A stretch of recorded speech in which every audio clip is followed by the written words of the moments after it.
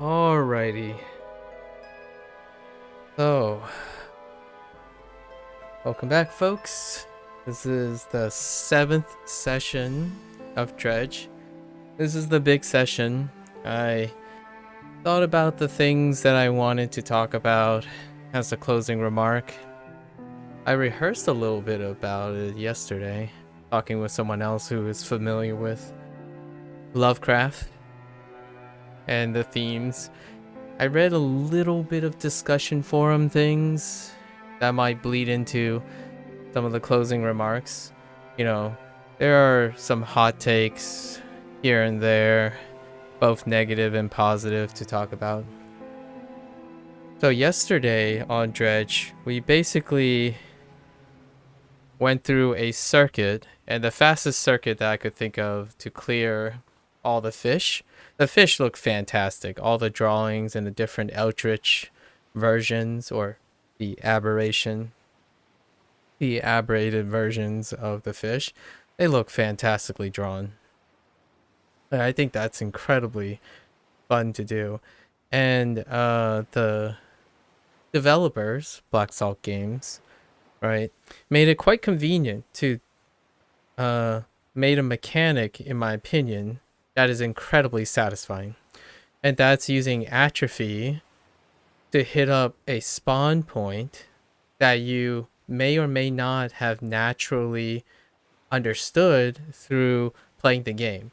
So you get a mechanic that you can utilize, rewarding you for paying it, being diligent and meticulous about figuring out where the fish are. So Morrow, in the beginning, you're naturally learning the game's mechanics, so you miss all the other stuff. So I relied at the beginning on like the bait mechanic, which is a wonderful lead-in, and then randomly atrophying. But then when we got to Gale Cliff and then Twisted Strand, it became pretty obvious that getting into the rhythm of things, I was more aware of all the fish and stuff, right? So I went faster because I remember all the different fish then. In Morrow, in the beginning, I was overwhelmed. So we were just avoiding certain things, not night fishing and whatnot. So it picked up really fast. So we basically ended up atrophying next to the fish type to guarantee the aberration. And it seems like it always picks the aberration you haven't received yet as well. So if it's the same fishing spot, it will repeat the aberration. But it's constantly a unique aberration if there are like 3 aberrated fish ascribed to one pool. So I think that's incredible. I don't know if it was intentional or not. If it is, fantastic. It's like the highlight of the end game. The reason why I say this is because coincidentally at the same time of this introduction for the 7th session, I'm also at the end point of Dave the Diver, and I think Dave the Diver has a few unforeseen completion, possibly bugs, and like staggering issues with certain events, right? Dredge, not so much. It's actually incredibly satisfying. The pace is really efficient. I think it's so efficient that it does make the game length a little bit short. Which, to me, I think that's it's not necessarily a bad or a good thing. To me, it's probably a little bit more of a good thing because the runtime is about 24 hours, I would say. 24 to 25 hours is what we're looking at. That's pretty solid. And it's not necessarily because there's a lack of content or a shortage of content. Just the way the game is designed. If you're that type of gamer like myself who's compulsively paying attention to things and wanting to collect things rapidly as fast as possible, 25 hours, that's fantastic. I almost feel like it's higher for those who just like to explore and get lost and whatnot. More on that in a bit later. So we have two last categories to do. It's Devil's Spine, and the open ocean. to collect. And this is not including the Pale Beach, which we're saving because the Black Salt Games has already confirmed that they are working on another DLC called the Iron Rig. So we'll wait and play. I like to play them like lumped together, but definitely generally like to complete and give my thoughts about the base game first. I generally, if I have played the base game, I generally will come around to playing all the DLCs at some point. So Devil's Spine and Open Ocean are the last ones. So let's see. Let's head on over to Devil's Spine.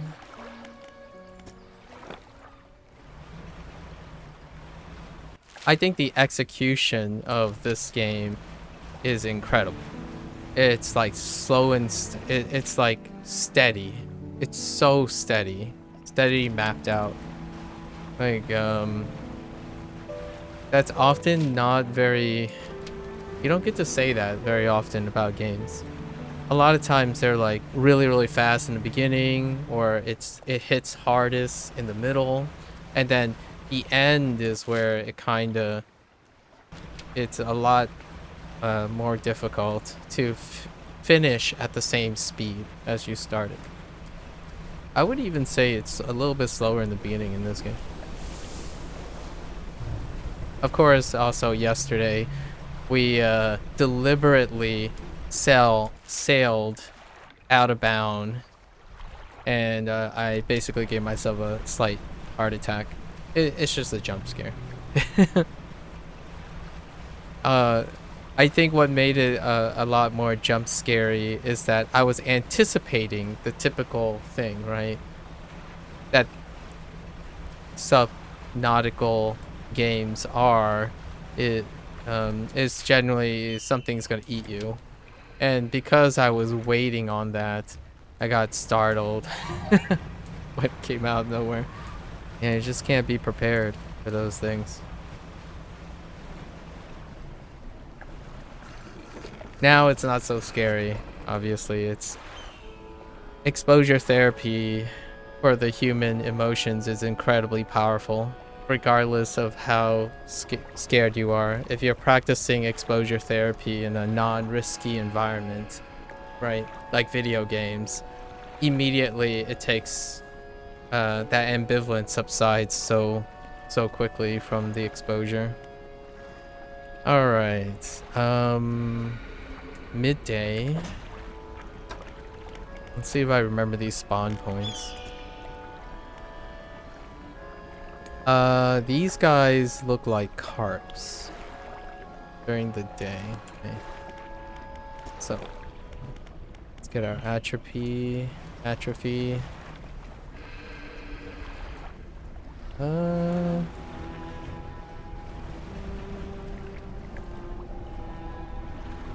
Actually, I think we can just do it here. Oh, just kidding.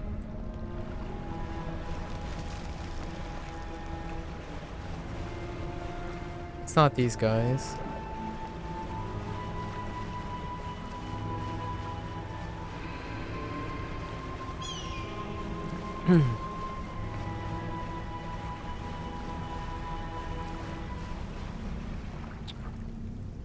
Oh wait, it might have been those guys. Oh no. Stay away from me. I actually might be those guys. Hold up. I should really check. Stop assuming. Oh, it is these guys.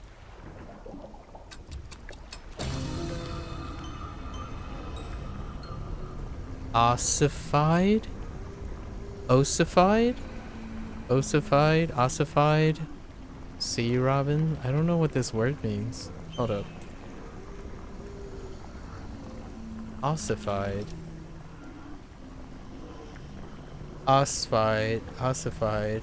Having turned into bone or bony tissue. Oh, okay.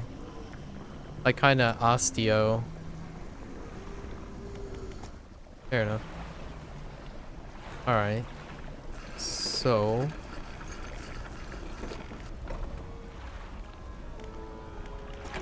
That's a cool word. I have to remember it. Oh, that's right. We need to change our gear. It's okay though. We can, it's not as bad because, oh, unless we encounter this problem.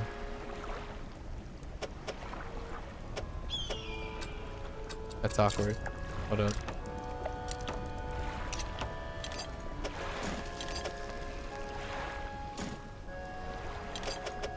I'm gonna throw this out.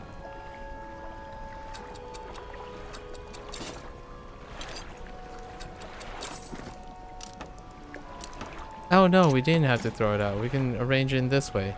A pega? Okay. We need volcanic. And then, there might be a trawl net only thing. Let's find out. Got him, got him. Eel, rod only. Any day. Okay.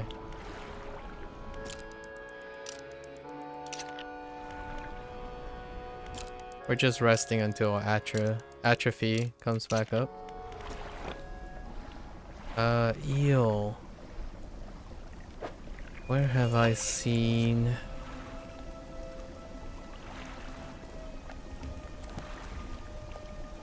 Oh.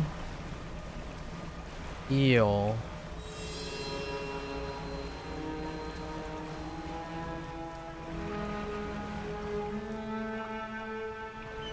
No. I love the music, the little like the way they slur down. So great. Yeah, like that. Such a great way to make things feel eerie or off.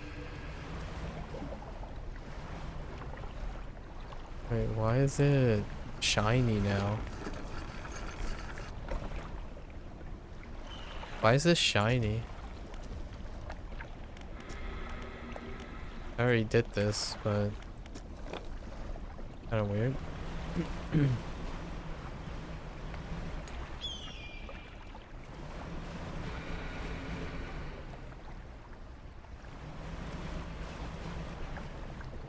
Okay, so no eel on the outside. That's a ghost shark.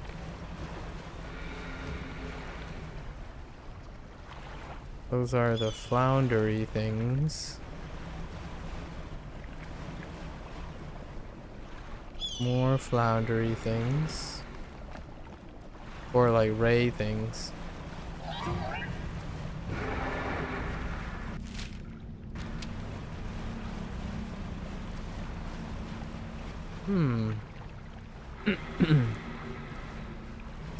We might actually have to use bait here. Because I don't really know. It's not those either.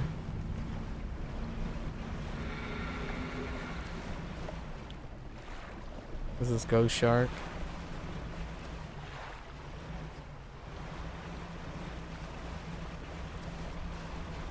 Alright.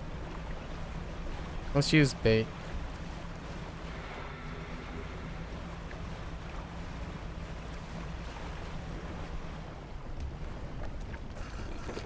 At least try. Okay.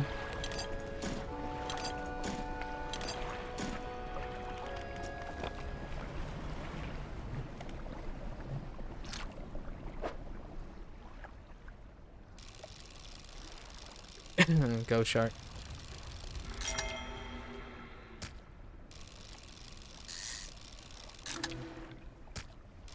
Ooh, there we go. Come on. Oh.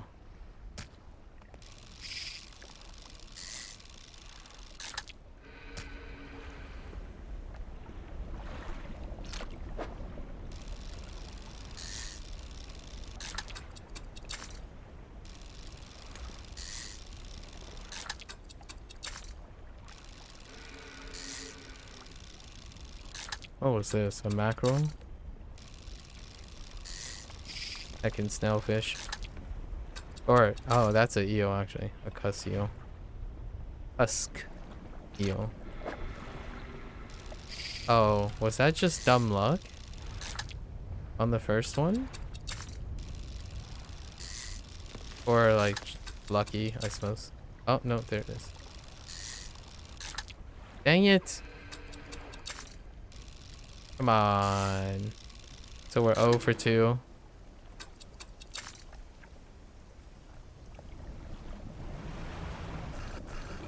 Okay, we're just gonna discard everything. That's... I don't know why I'm keeping these. It's unnecessary. Let's see if it takes up all the bait. It's not bad. The chances are pretty high. Okay. Oh. What were these guys? Skates. Yeah. Oh, here we go. Nailed it. Alright. Not bad, not bad.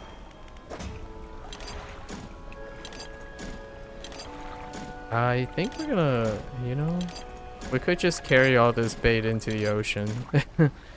We'll see. Okay. We're closing in. That's 9. So now we have 9 left. Oh no, actually 12. 12. Okay. Oh, I didn't take out the crab pots. Okay. Okay, shallow waters.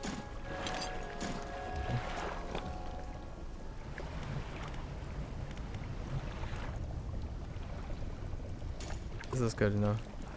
It's 0 to 10. Alright, so what else we got?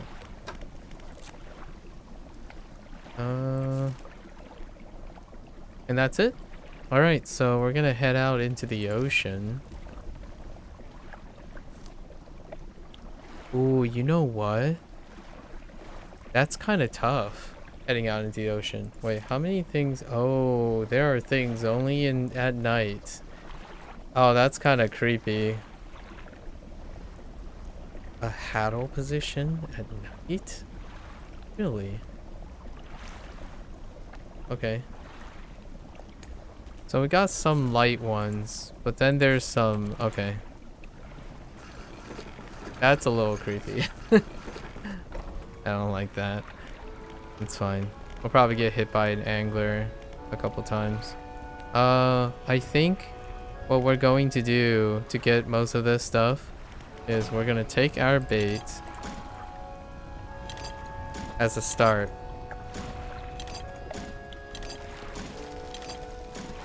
So just load our entire, you know, be doing what the fishermen do, right? Take all our bait that's available to us.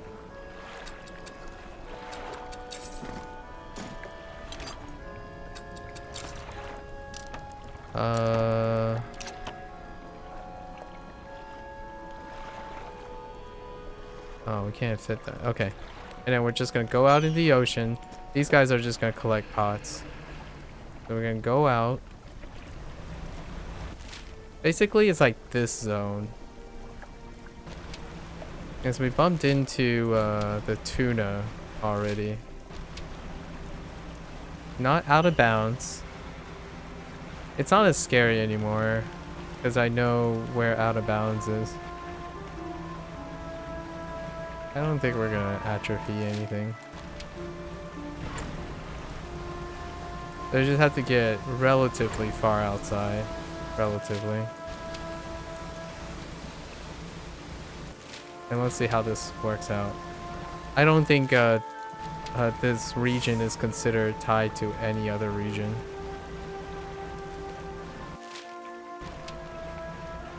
Okay. So let's pull out the bait. Yep. Moonfish. Cute. Actually, the moonfish is quite cute. What is this? Aw, the sunfish is cute too. Moonfish and sunfish. What is this? Oh, we already caught this. This is the blue, this is the tuna, right? The blackfin tuna. Yeah. More blackfin tuna. Alright, next one. Blackfin tuna again.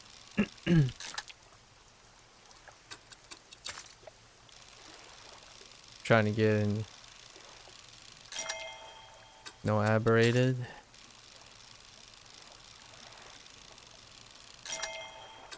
Not again. Nope. It's getting dark. It's fine. Nope. Try again. Nope. What is this? It's the Haddle one. A rat tail. Oh, that's kind of cute too. Now I'm kind of curious what their Eldritch version is.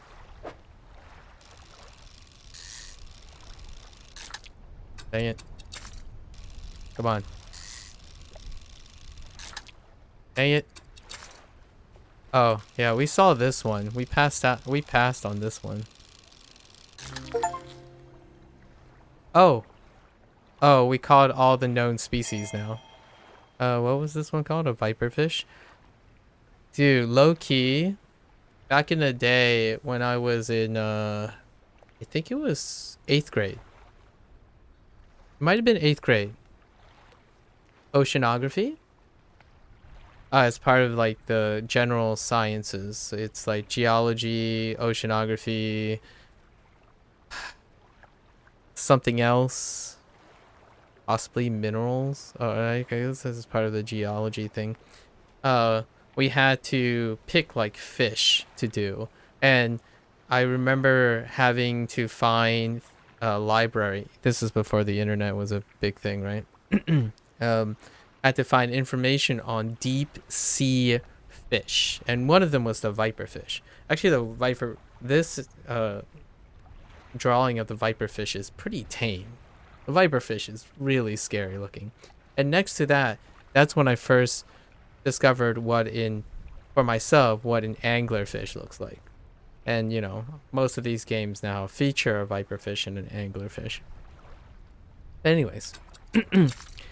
Yeah, that's a pretty tame version of what a viperfish looks like. They're kind of longer. I feel like they're much longer than this.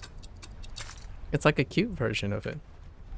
You know, relatively speaking. Okay. Now we get to... There's the aberrated version of the tuna. Maybe this is one? Nope. No dice. We're definitely, Oh, here's one. Beaked moonfish. Oh, I honestly, that's not as creepy. Kind of a big bird head. I think this one has two. Two of them have two aberrated versions. So we're completely relying on RNG. The nice thing about using bait is, as long as you keep using bait, you're not increasing in panic. So you're not moving around. So you can do this indefinitely as long as you have bait, and nothing will like attack you out of nowhere. And this was intentional. There it is, the charred sunfish. I think the sunfish has two as well. I intentionally got this many bait knowing that this was how it worked. Or it might be the viperfish that has two aberrated versions. Nope. Was hopeful on that one. Bluefin. Or blackfin again.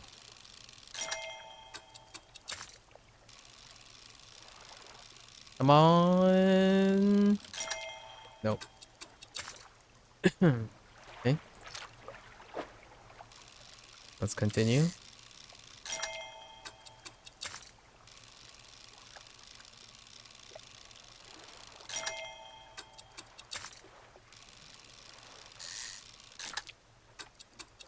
Okay, let's double check now. Do we have anything during the daylight? Yes, we still have this, the tail, the rat tail. What else we have? Yeah, the viperfish has two. It's both daylight and sun. Sun. Okay, so the moonfish. That makes sense. The moonfish. Sun makes sense. Okay. So we still got plenty of things. Dang it. How am I catching the moonfish? Wait. How am I catching the moonfish during... Is bait independent of time? Of day? Huh. Yeah. I'm catching both the sunfish and the moon. Okay. Fair enough. There's one. Now that is a little disturbing. Okay.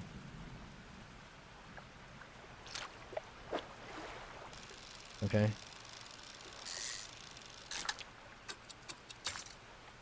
Alright, here's a chance. Another chance. Dang it. We're running out of bait. Oh, a rat tail? Dang it. Another shot at the viper fish. Decrepit. It's okay. Gnarly. Gnarly. Very gnarly. Blackfin again.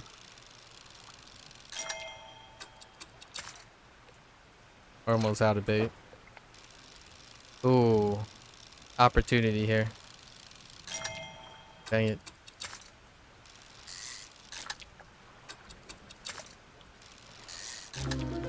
Ooh, skeletal. It's kind of cute, actually.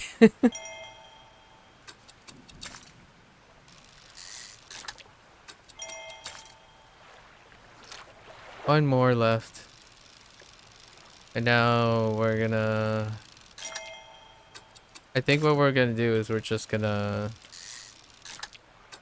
cycle time to buy more bait. Dang it. Oh, here's an opportunity. Dang it. Well, that's it. We are 3 away. 3 away. One of them is actually the thing in the crab pot, so technically we're 2 away. We're looking for the second viperfish aberration. And the rat tail. And that's it. And we're gonna go back and pick up our...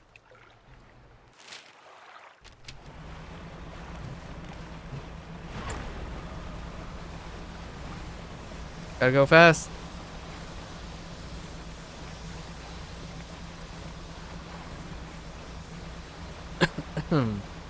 Excuse me.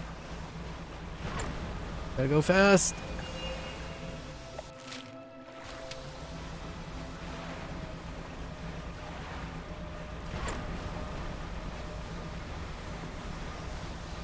Alright.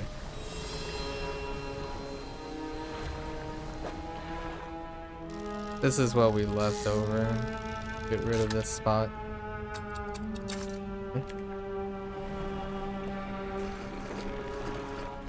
Let's check these. No. It's a snail. Weird.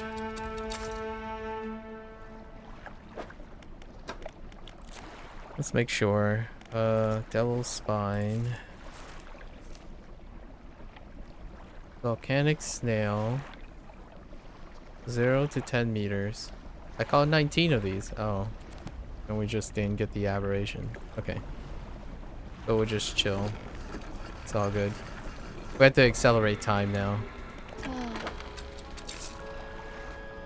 Goodbye, bait. Yeah, you know, What's a more fitting way to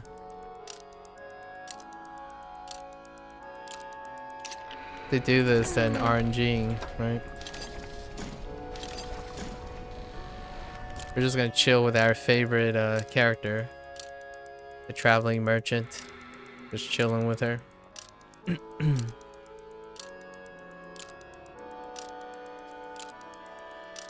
Spending the time away.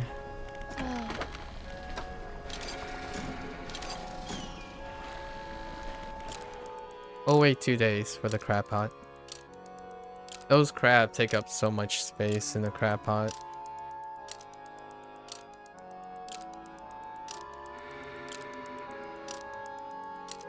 Alright.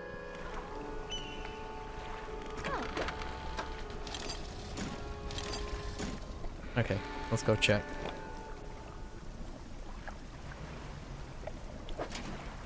Nope. That's 2 rolls. There we go. The grasping snail. Ooh, creepy. Alright. Okay.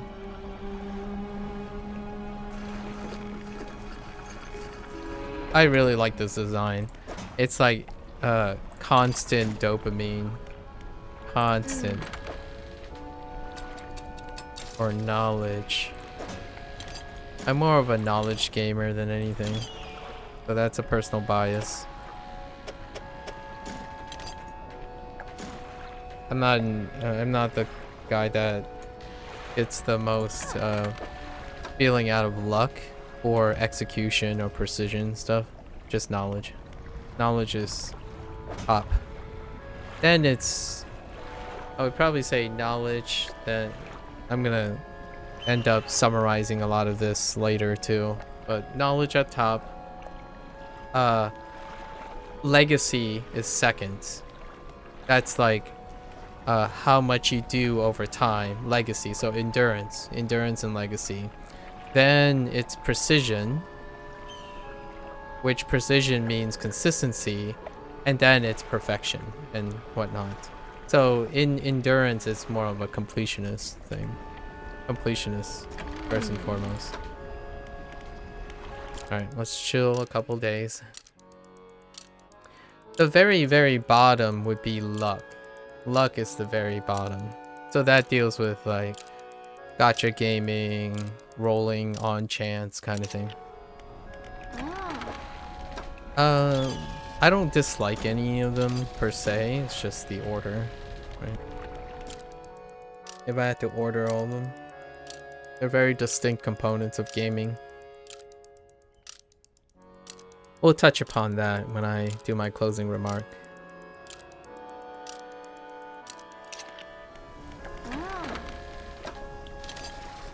I just keep filling up our ship with bait.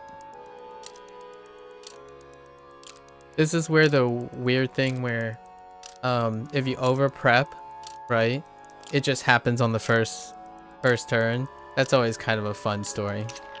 I have a few of those when it comes to RNG mechanics. So this is RNG, so it's at the very bottom, right? It's the very bottom approach. However, you can prep for RNG a lot of times. And often I tend to over prep. So I would like poured up 60 things and it turned out it only needed the first like 3 tries or something like that. And those things are kind of, they kind of make me happy because even if you over prepare, it makes for a great story about the adventures it took you to over prepare only to be lucky. So oftentimes I talk about I prepare for luck. I stack luck in my favor, not expecting luck kind of thing. So most of my life I tend to use that philosophy when it comes to building careers, making life decisions. Be prepared. Don't expect luck. Accept luck when it happens. Always prepare that you can be unlucky, right?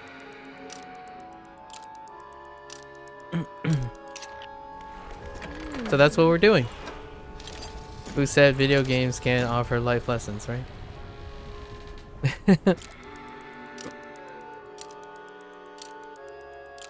Obviously, that's kind of my mantra.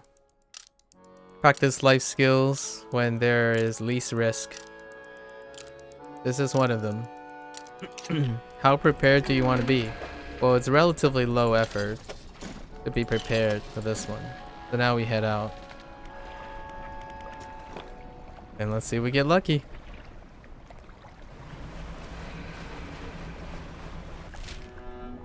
That's not the way out, you pep. Alright. Out we go. This would be a very ideal way of completing this task. A poetic way, not ideal, sorry. Ideal would imply it's pragmatic. This is obviously suboptimal. The most optimal way is to find a spawn point and atrophy them. Like get a chart or know a spot. Alright, here we go. Let's see how many tries do we have? Oh, we'll just count going up. This is one.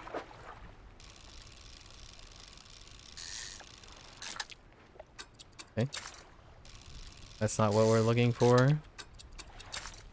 Okay, here's the first one.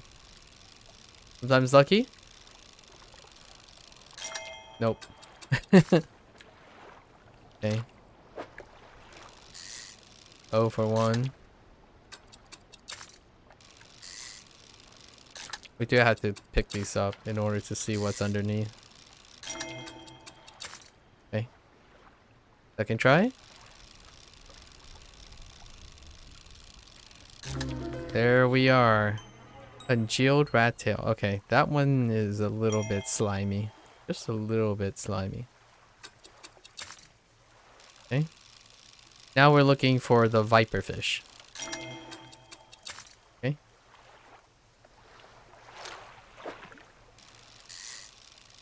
Just the viper fish. Here we are. Darn it. If it's gold, if it's yellow, it has a higher chance of being aberrated. Sometimes it's just a trophy catch. Or 4 in.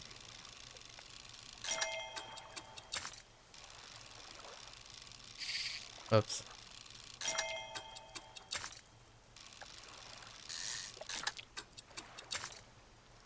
All right. 0 for 1 so far.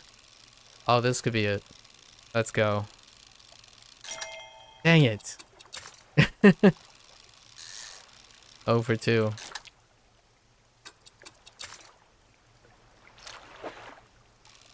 I think Viper is both.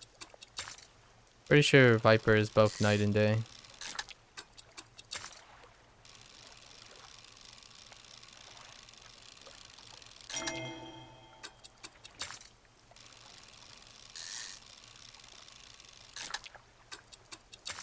Or 0 for 4. Pretty sure I missed mentioning one. Let's double check. Just to make sure. Man, this guy though. Yep.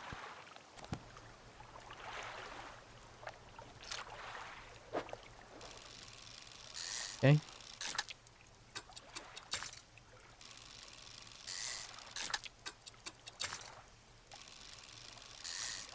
Nothing but the sound of a rod ASMR, right? That's it.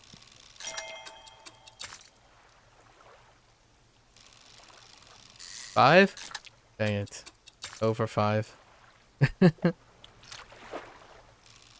Rat tail.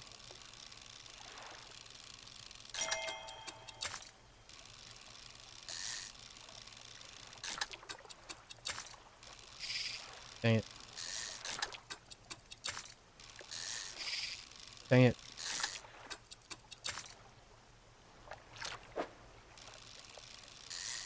Come on.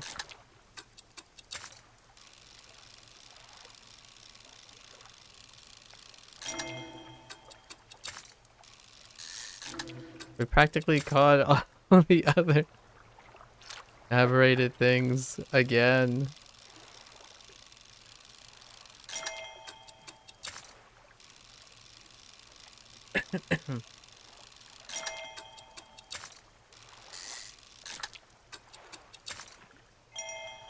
I mean, there is a chance that it might be zone specific. I don't know yet.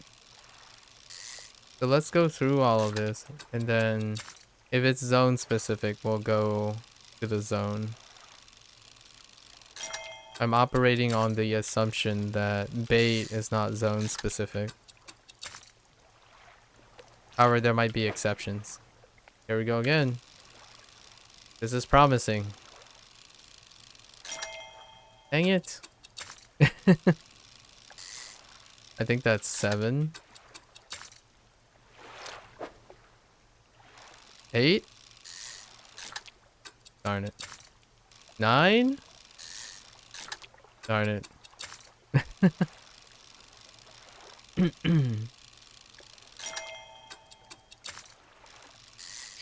Dang it.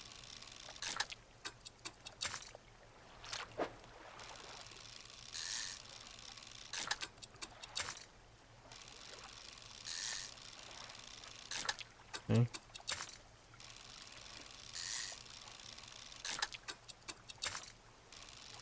Oh, I wanted to get it this way. Trying to look suspicious. Come on. Come on. At least give me rolls. Here we go. 10? Rip. That was either 10 or 11. I kind of lost track.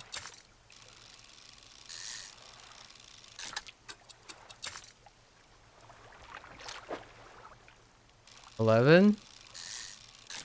Dang it.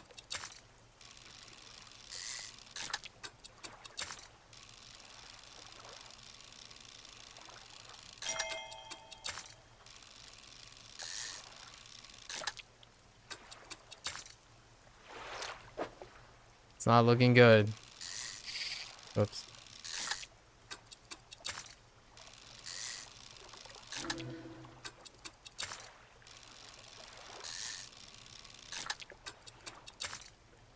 Not looking good, folks.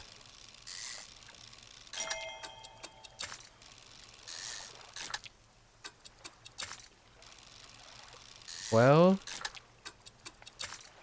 13? Dang it. 14? Yeah. Starting to look like that might be a thing. A zone dependent. We might actually have to go to a different zone.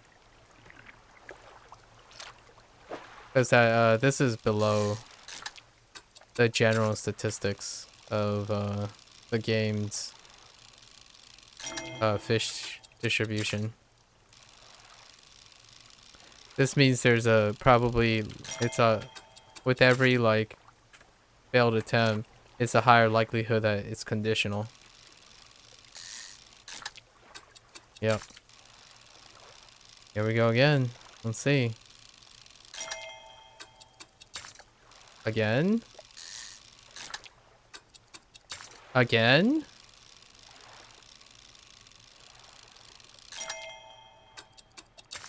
Okay, yeah. So this is probably conditional.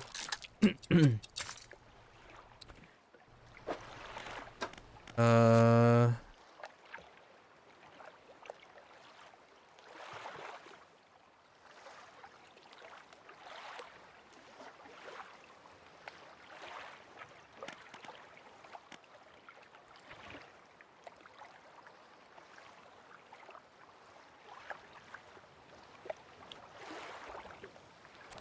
Let's see here. Where are we?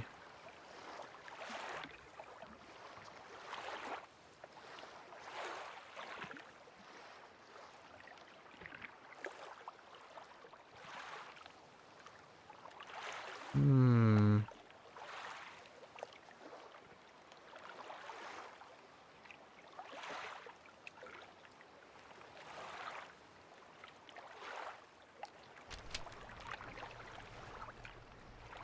We're gonna manifest. Only other way. Atrophy.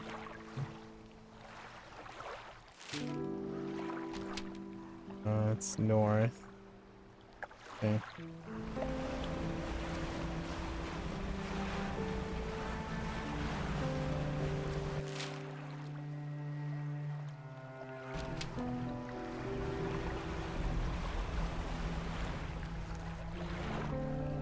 This guy? That's not it.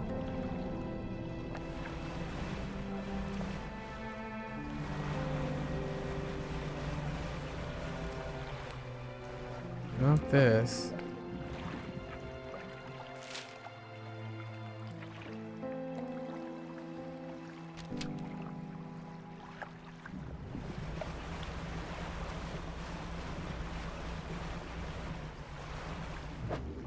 Oh, here we go.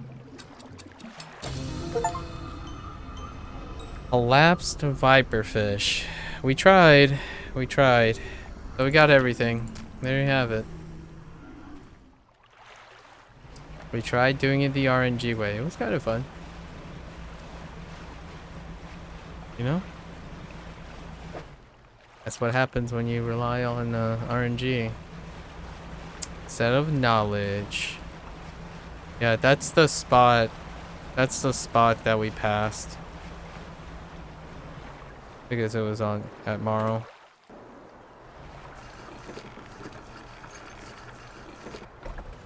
Hey.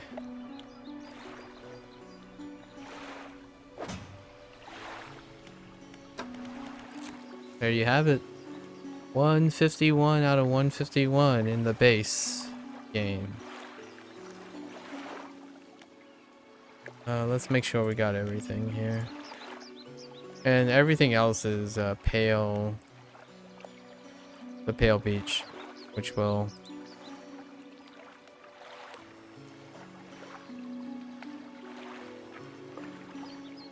Do we actually get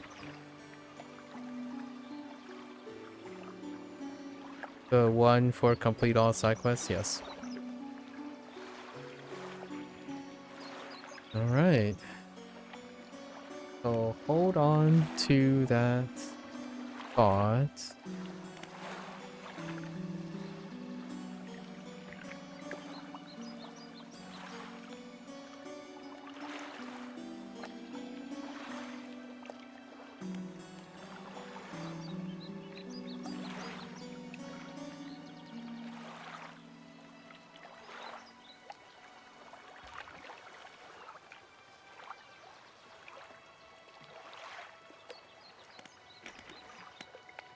Give me a sec. I'm gonna mute for a sec here.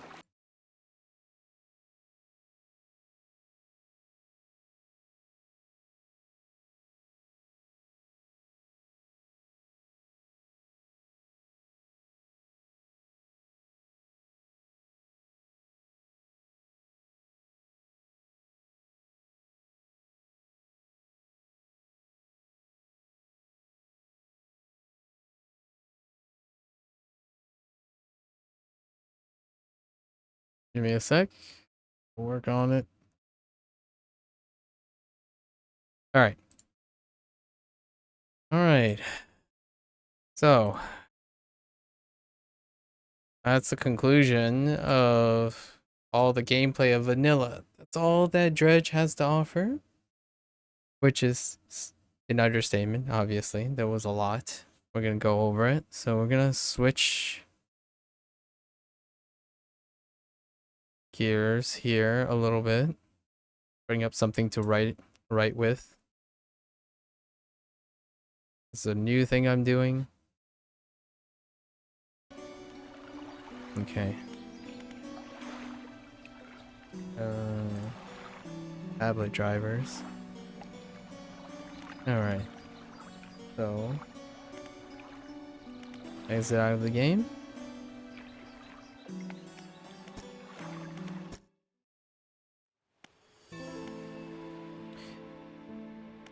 Okay.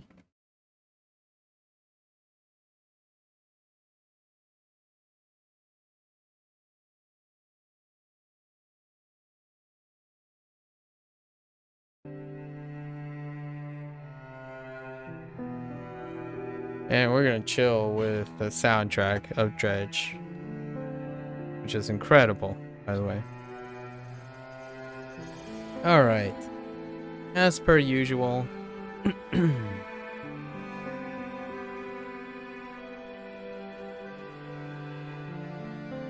At the end of the game, I generally, this is typically, at this time, I would start just rambling and talk about my final thoughts, and these are generally closing remarks. I refer to them as closing remarks. I haven't found a clever way of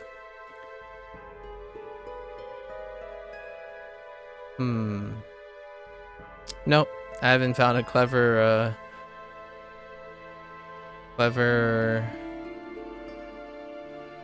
alliteration phrase to call this. So this is closing remarks, right? And at the time of this closing remark, we are talking about the base game, which, let's write a few things here. I purchased this game during winter sale. During winter sale and bundled, actually, with Dave the Diver. However, we are more interested in its base cost here. That's something that normalizes. So the base cost was 25 USDs, right? So normalize that to whoever. And at the time, again, the 2023 and overwhelmingly positive, right? On Steam. So this is a greater than 95, right? So closing remarks about Dredge. And closing remarks are typically about lasting. So I typically cover things like lasting impressions. And lasting impressions usually has a psychological bent to it. There are some personal anecdotes.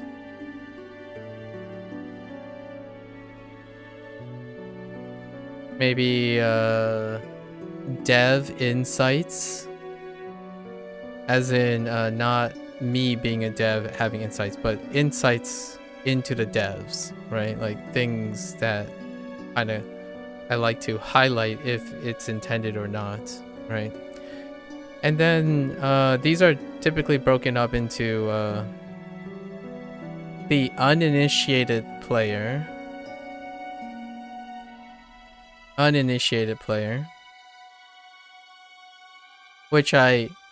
which most would say new players, but typically we're talking about an indie game here, right?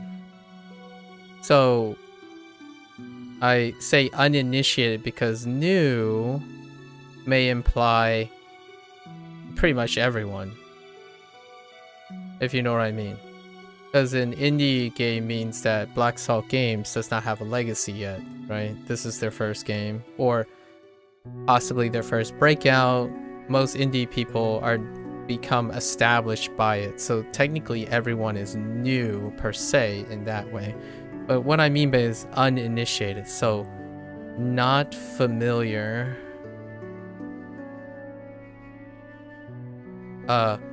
with the foundations. For example, people who aren't familiar with micromanagement games or inventory management games, fishing mini games, Lovecraft, uninitiated players. Typically, it would break up into uninitiated players, and then we call them legacy players. But in this case, legacy isn't taken literal as well. Legacy, typically, what I'm referring to is a sequel. So those who are familiar with Black Salt games, which we can't be, typically this would not be applicable. So things like, I don't know, Call of Duty or something. For me, a personal would be Like a Dragon, right? Legacy sequel players, like returning players. But in this case, legacy, I'm referring to enthusiasts.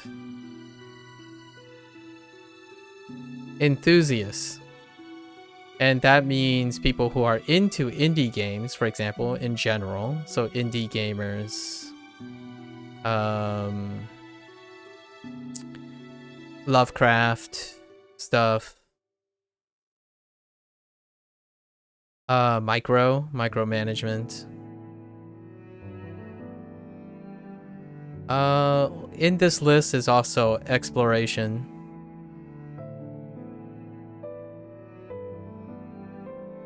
These are the relevant stuff. I kind of want to touch upon these things. So for myself, let's talk about, I usually start here for the uninitiated, right? Closing remarks are kind of, but not really like a review. And a review in the broadest sense. Not a review as in, this is not equated to a rating, but I will give a rating. Just, it's bigger. It's more than just a rating. So maybe that's something. Not just a rating. Alright. So the uninitiated players, right? So generally, uninitiated players, you have interested party and uninterested party. And we're typically not talking about the uninterested party. So you're an uninitiated player and you're interested. What does this game have to offer you just to give you an idea of whether this game's for you? Well, I would say it's not hardcore. This is different. Not hardcore doesn't mean it's casual. This casual tag comes with a lot of things. So when I say it's not hardcore, it means there's no hard resets. No hard resets in the game. Like repetitious, like it's not repetitiously punishing. Right? So what it offers is persistence. Persistent progress. So this is, if you're an uninitiated player and you're interested in this game, like you look at it, it's like, hey, I can see myself playing this. So one of the biggest draws for this game's offer is it exchanges persistent progress. It exchanges hardcore for persistent progress. That means you only get soft punished for everything, right? So if something takes you out, and again, I'm not covering, it's not meant to be comprehensive. I'm only covering all the impressionable things that are ever looming in this game. So the things that take up 70 to 80% of the psychological feel of this game. It's soft punishes. So what does this offer? It allows exploration.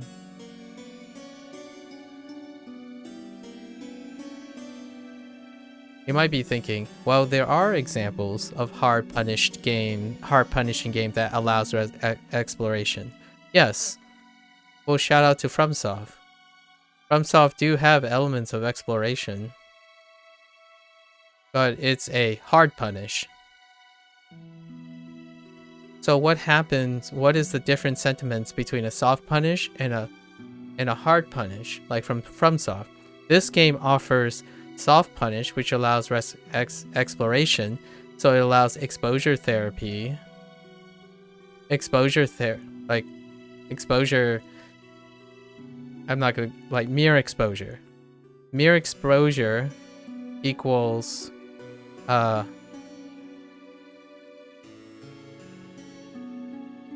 reward in knowledge.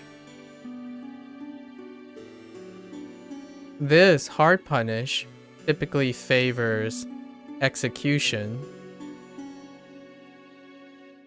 and confidence. These are not supposed to be juxtaposed to each other. Like, these aren't opposite things. I'm just saying the primary focus. So for example, if we're thinking about a Souls game, a FromSoft game, there is exploration. It's mythos intensive. So you're not, both these games, right? Both these game types is a backseat in terms of character-driven novellas, right? So character-driven is taking a backseat. It's more emphasis on mythos, lore, ambiance, or ambiance. I don't know how to spell ambiance. Something like this. This is what the game is. So, but they contrast in this part. So what I mean by exposure, mere exposure, is that this game allows exploration using a soft punish. So when you do something, you are encouraged to tackle failures, dread, dangers. Since it's a soft punish, you are more likely to tackle the dread, the atmosphere, like even for myself, I am a very like, this is a hard thing for me to overcome, as in I don't like personally, emotionally, it's very difficult for me to run towards danger,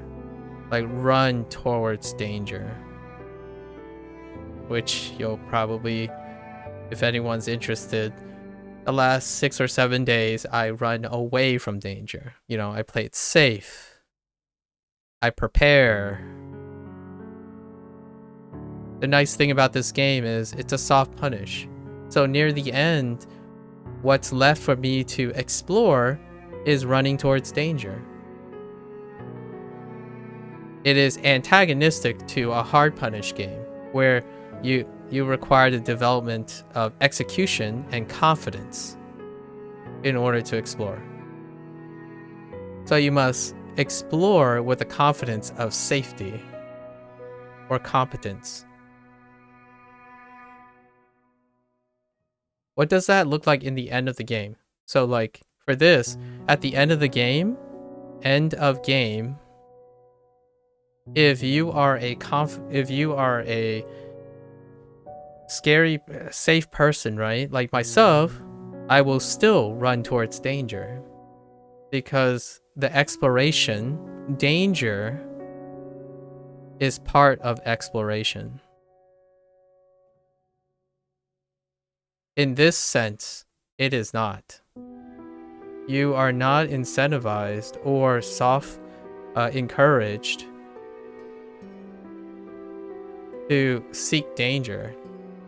Actually, over time, when you have a hard punish, you protect from danger by developing competency, right?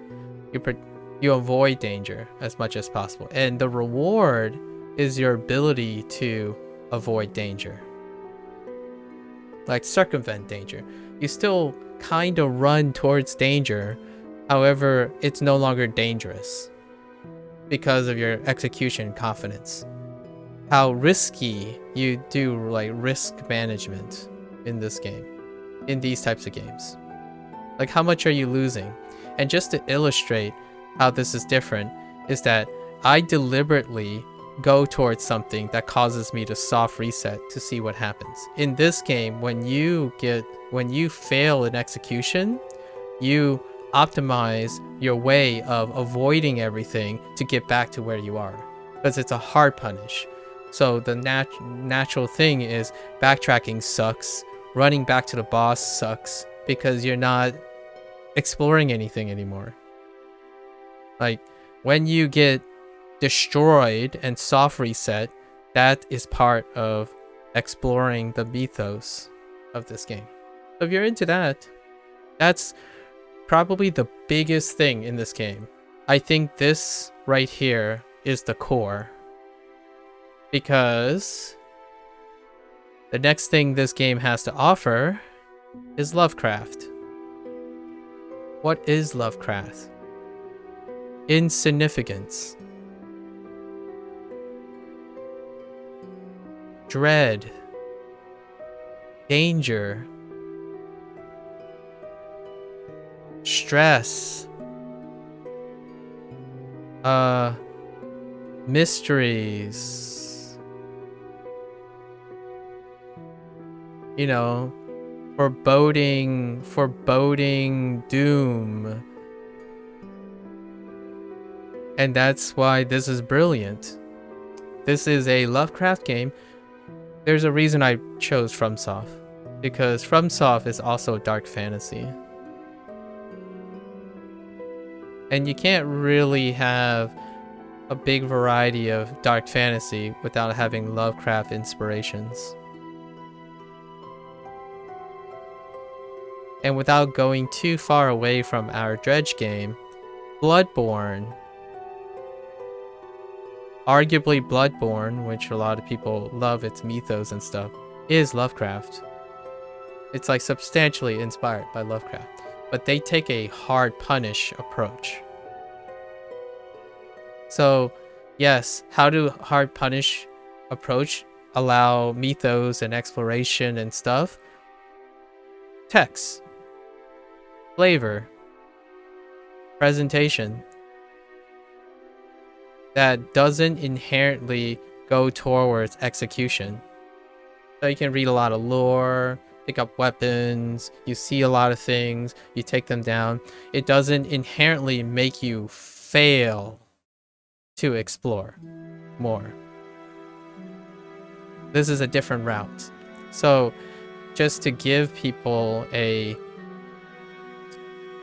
natural understanding that if you're coming, the reason why I'm saying this is important, drawing this comparison, is that the uninitiated player can usually end up being a mainstream player who's interested, who's been exposed to dark fantasy, which is often FromSoft at this point. And I'm going to put mainstream in quotes. So a big population of uninitiated player might look at this as like, oh yeah, it's Lovecraft. It's very dark. It's kind of creepy. You know, the themes, which is incredibly strong. Indie is often defined by its themes, music, and artwork. And theme meaning like writing. Right? So when you see this, it's like, oh yeah, you know, I have some familiarity a little bit with like dark fantasy, but in a completely different context or mechanical thing. So when people think about Lovecraft, like for example, when we get to legacy players, it's a double edge. So what Dredge does, in my opinion, is they take the halfway approach. So, to integrate Lovecraft and make Lovecraft more approachable, it's going to be a double-edged criticism for Legacy. This is a setup, basically. So to make Lovecraft approachable and in my opinion, Black Salt Games chose a more soft reset and a more lenient approach and lighter stress, danger, and stuff to offset a lot of that. In fact, if you look at their patch notes, even in the first 3 patches, a lot of times they're constantly looking at ways to lean in on the progression of things. So still, Lovecraft tends to make you Lovecraft tends to be the thing where it constantly makes you feel like you're spinning the wheel, like you're spinning in place. And that's a very thematic thing about Lovecraft, because the things you do are incredibly insignificant, right? It naturally makes you feel insignificant. However, Black Salt Games made a gaming loop that allows you to feel like you're always moving forward. Even when you're exposed to danger, like you do something inherently dangerous or running towards danger, you're experiencing more parts of the game. So things that are inherently dangerous, like a great example would be like that Kraken thing in Stellar Basin, which I did yesterday. I avoided this thing like the plague. Like, I was really scared. Like, I didn't want to like soft reset or something during that, so I stood in it, and all it did was you took hull damage. That's all you did. But what you gain, or at least what I gained, was the animation. Right?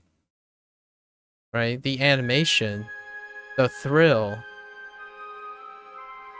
Lovecraft stuff.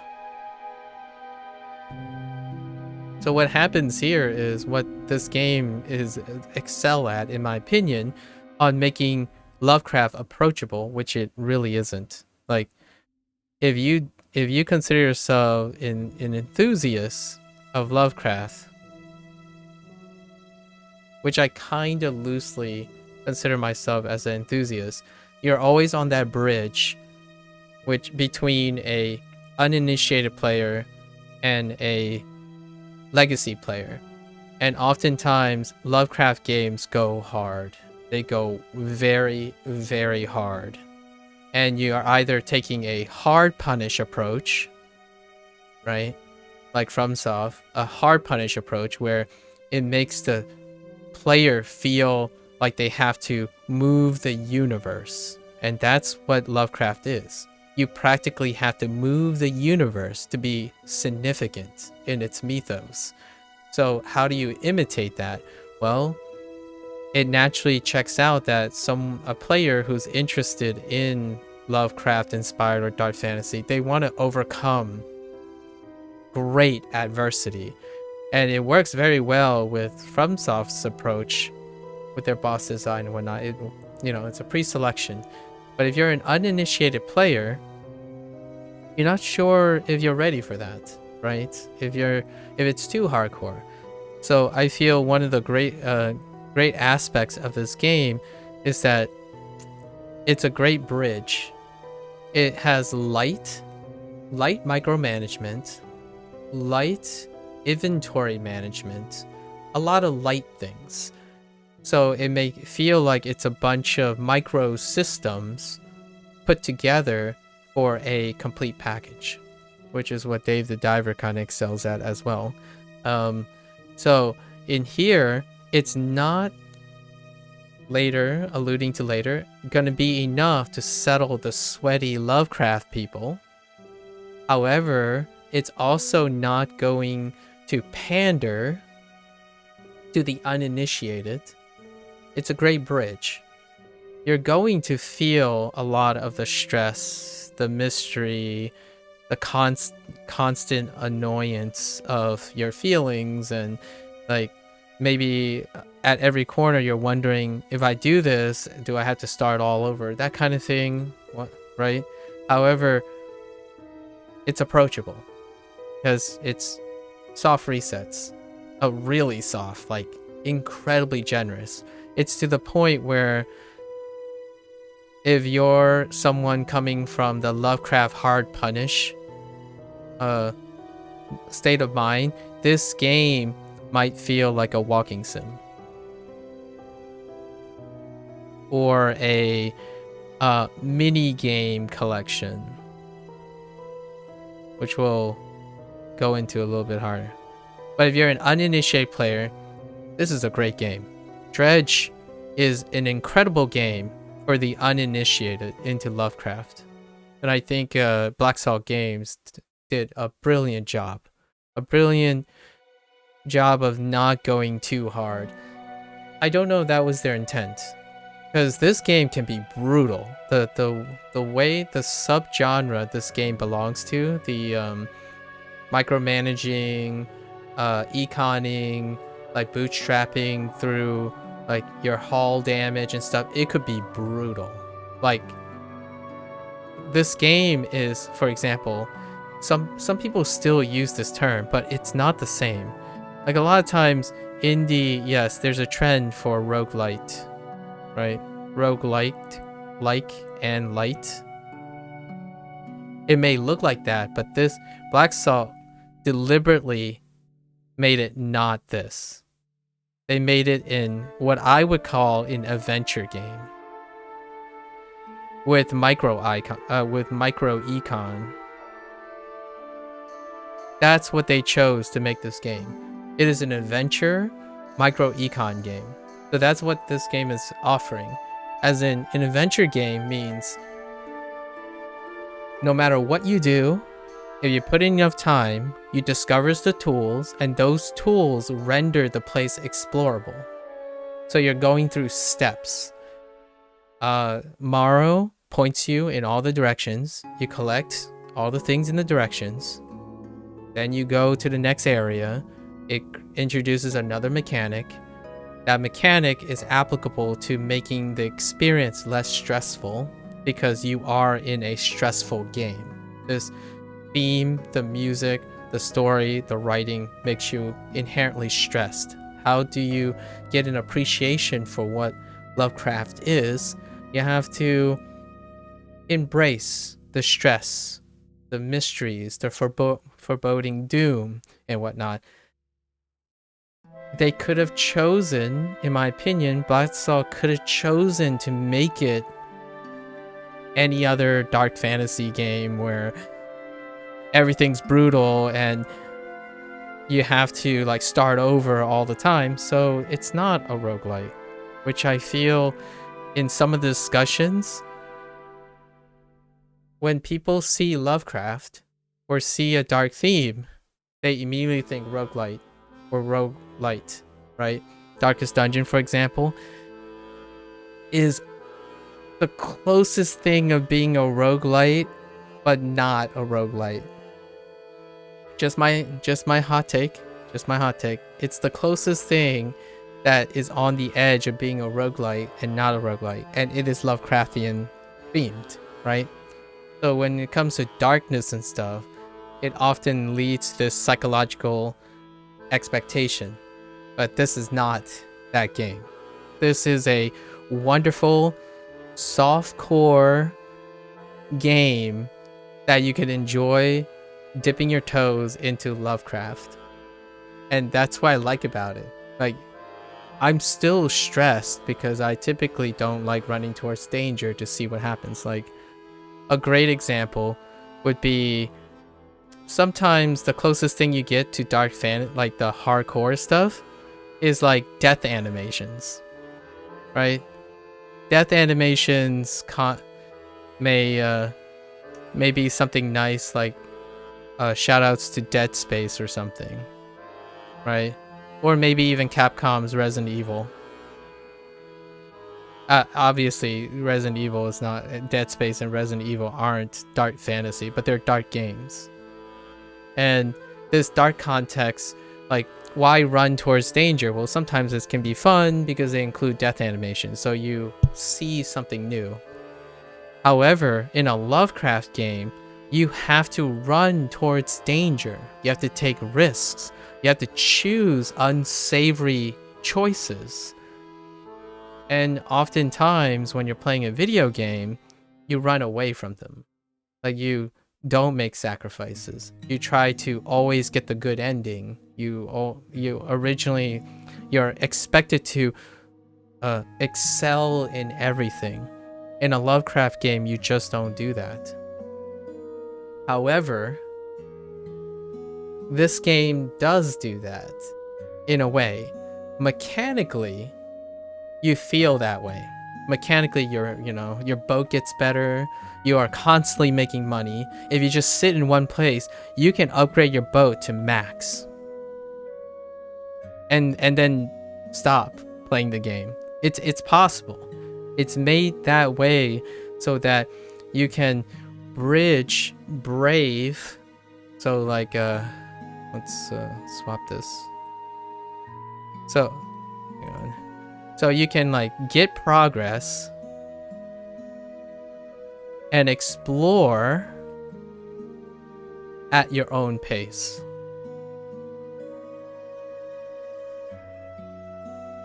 And that's brilliant, in my opinion. That is probably one of the psychological cores to what makes Dredge a hit for 2023 that involves a Lovecraft theme. Lovecraft games, dark games, tend to eliminate a gigantic pool of potential players because oftentimes they are associated with mechanics that are brutal and hard punish. They're very unapproachable because to match the theme of the brutality of a dark game like Lovecraft, they have to make the player feel insignificant, and the reward comes from overcoming those heavy barriers. This game has no heavy barriers. Not at all. No heavy barriers. The heavy barrier is your mind. So if you want to be super safe, you can stay in the first, you can actually literally bootstrap in the safety of the first region if you wanted to. It's kind of like a RPG game where if you really want it, you can bootstrap, but it will take forever. In this game, it actually doesn't take forever either. Like when you get to the first region, like Gale Cliff, which is like very, very safe, you could be max. And the way this is, in my opinion, fantastic is you can progress and explore at your own pace. When you are ready, your ship feels like a super powered machine. And then when you get more and more exposed to danger and get damaged and stuff, it feels less and less like stressful. You're exploring at low risk, but you're exploring high risk emotional things, but not mechanically stressful. And that to me is one of the most important aspects.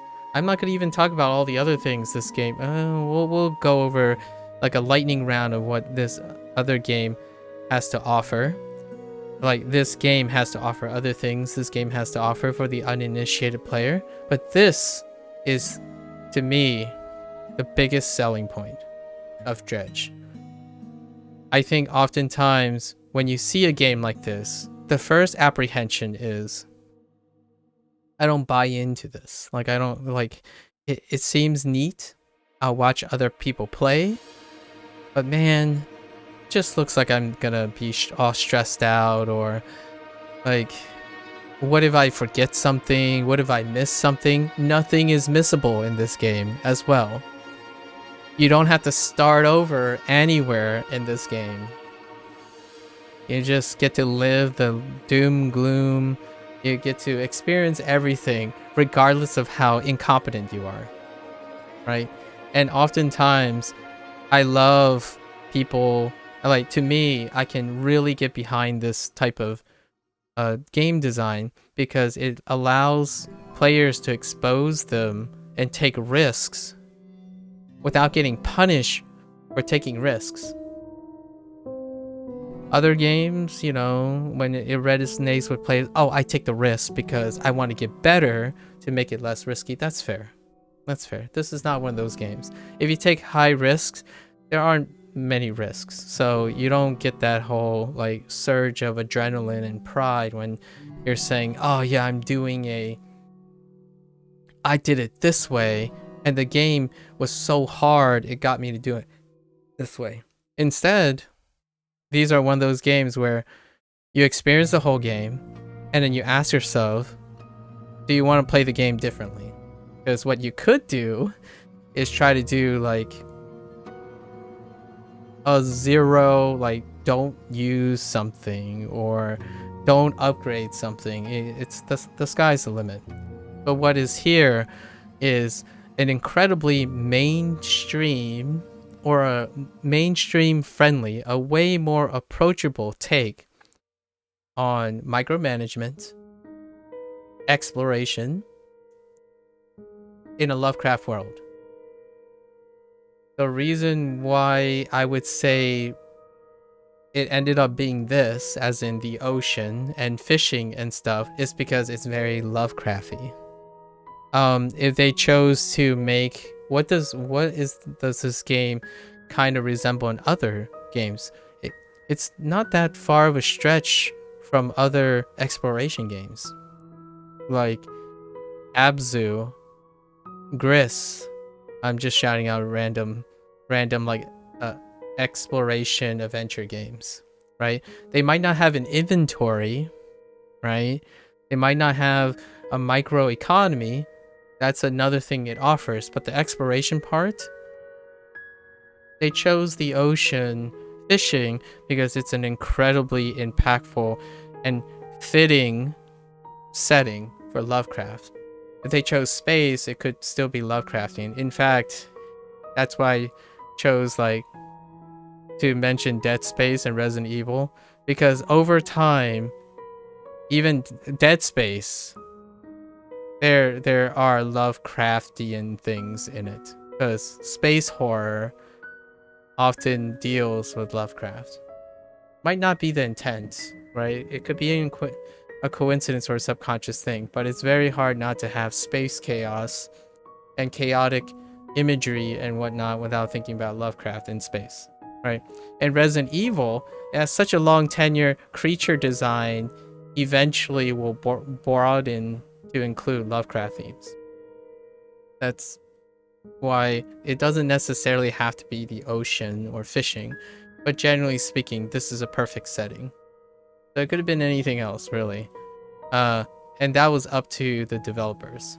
So let's go through a lightning round of... So for what the uninitiated, right? That was the core. The uninitiated is a soft core Lovecraftian exploration game.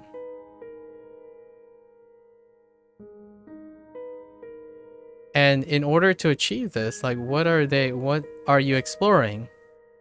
Seafaring, right? Seafaring, microeconomies, a light microecon. So like fisheries, right? Looting.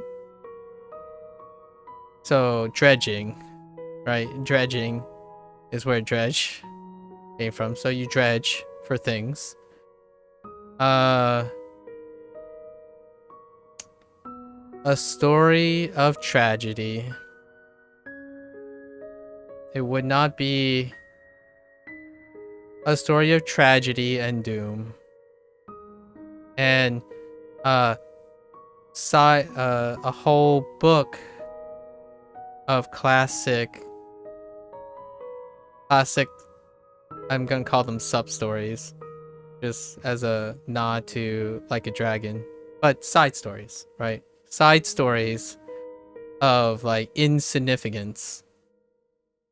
And not what I mean by that the side story is insignificant. It's about the feeling of insignificance. You know, feeling of loss and losses. So you get all of those things. Sometimes there are glimmers of hope, So you get glimmers of hope. And that's kind of that's what Lovecraft is. Like you get a glimmer of hope in all that chaos. Then what does it offer as well? Sometimes jump scares. I feel like there's a few jump scares in there. And it's not, I'm not gonna say they're cheap jump scares. They're more like anticipatory jump scares.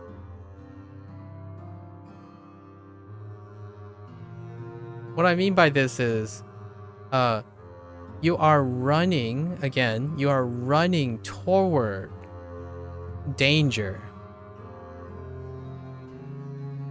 And these jump scares come from anticipating the danger.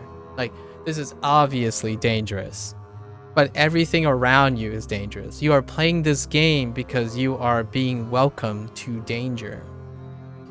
And they made it as soft as possible, right? This game is an incredibly soft, dark exploration game. So, with all of this looming, like all of this doom and gloom and story and tragedy, there's soft mechanics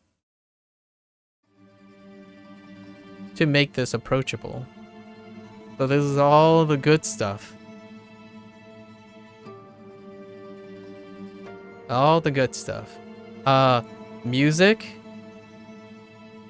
super wonderful.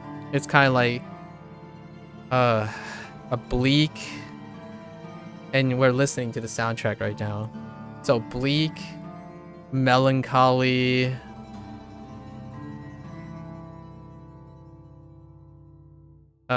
solemn, sometimes distorted hope are some of the words I would say. Like you have triumphant trumpets all of a sudden, and then the trumpets just slide down into dissonance, right? So it's very distorted hope.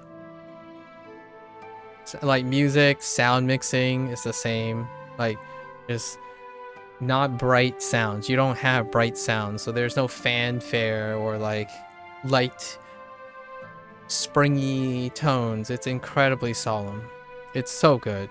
Like if you're looking for Lovecraft, the music is on point. Presentation. So you have the painterly like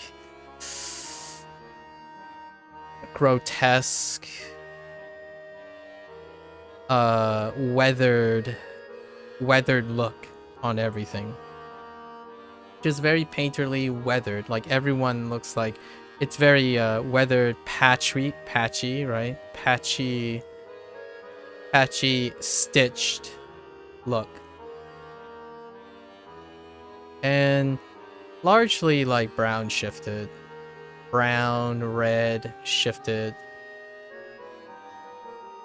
And then we have like, but it's also accented in specific places with intense bright colors. So what I mean by is, while it's brown, red, shifted, and very dreary, the dangers come with intense bright colors, which admittedly is still red, but there's like orange, you know, blue. It highlights. So they sparingly use bright colors to draw attention to stuff, but generally everything is drab, kind of slightly void of color to give you that kind of doom and gloom feeling. And it's wonderful. So we covered visuals, music, brilliant. And when we talk about story of tragedy, these stories and stuff, in just like an Lovecraft in general,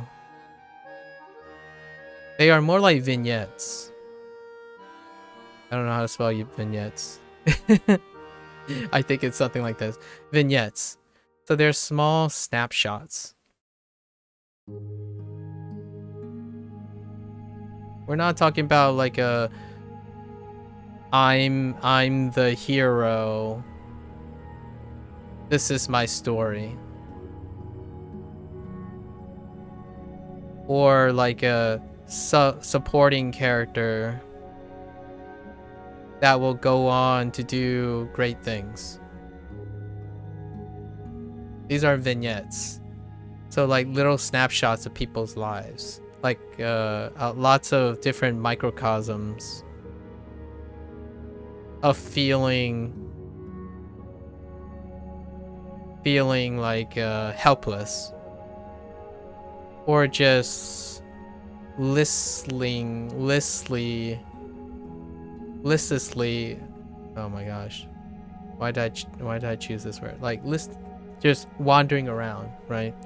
And then occasionally you have like sparks of hope in a sea of despair. So a great example would be like the researcher, right? The researcher, the photographer.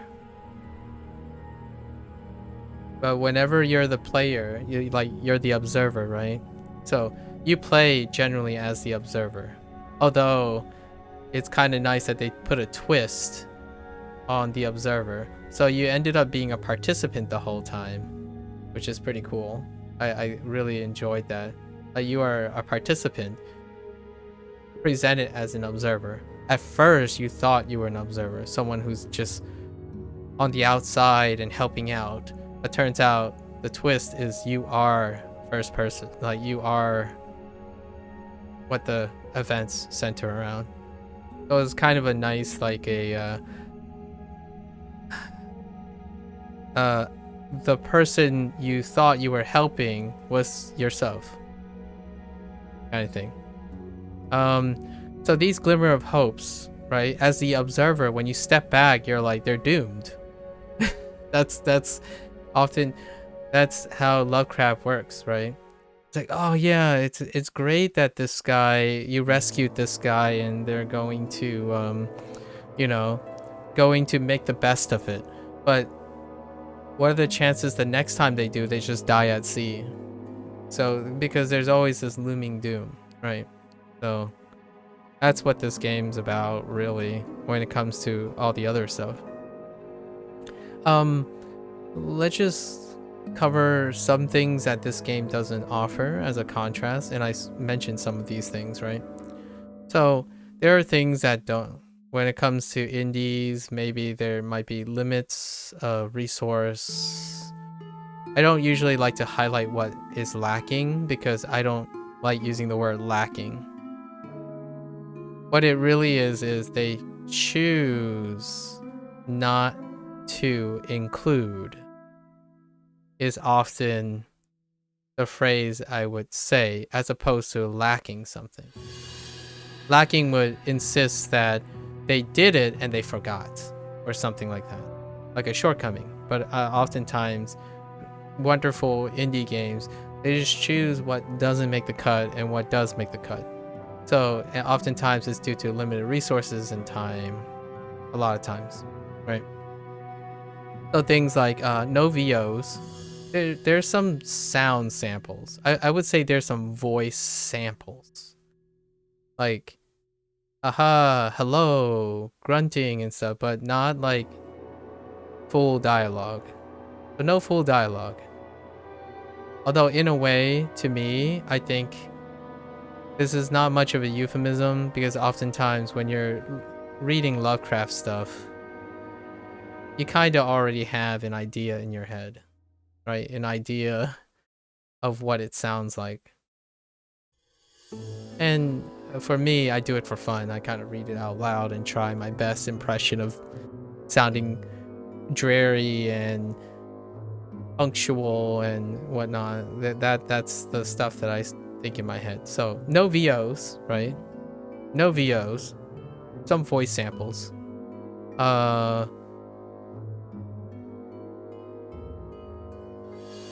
It's not asset rich. So for better for worse, the facts are it is not asset rich. So what I'm saying by that is it's minimalistic in presentation. So you're not gonna see like islands with tons of trees on it and different geographical features that have like all your polygons and whatnot. It is a aesthetic choice, right? First, there's an aesthetic to it. I can't spell aesthetic right now. Aesthetic choice to it. It might even be intentional to kind of be sparse. However, I would say it's probably more a resource thing because you can be desolate is the word I would use. Desolate. Have that feeling of desolation, as in there's so much empty space, there's so much void, but there can be things in that space. That void can be functional from a mechanical standpoint. However, in this case, it isn't asset rich. So there are clear zones and there are clear empty spaces. And the lands and the islands that are sparse are not densely detailed, right? And it can enhance how sparse things are by increasing density in like areas, right? In select areas. Which that's actually what density means. I don't know why I repeated myself. By increasing density, basically. So you can leave like the open ocean vast. However, the islands could end up being dense with things to do. And things to do as in exploratory things that doesn't deal with discovery things. So like just description of the landscape or something like that. And if you're looking, a little lens to it is, if you look at the recent patches, right? It has been trying to increase density. Ultimately. And density comes with increased activity. So not part of the 1.0 launch, for example. After 1.0, it was that photo mode, right? That's where the photographer was introduced. And then the painter was introduced after 1.0, right? So these are things that give you more density in the richness of their gaming world, their like world that they have in this game, without sacrificing the desolate feeling. I don't know if their attempt was to, but generally Lovecraft is very desolate. Big wide open spaces, like spaces that feel like there's a void in them. However, they don't have to feel insignificant, right? From a mechanical standpoint, they can be dense with activities, and that's kind of where this is going, and it doesn't have that yet. However, this game has already received like greater than 3 patches, and each patch has added what? New fish, aberrations, new activity, right? And then they have DLC already. So within this year, the Pale Beach, I hope. Wait, let me double check.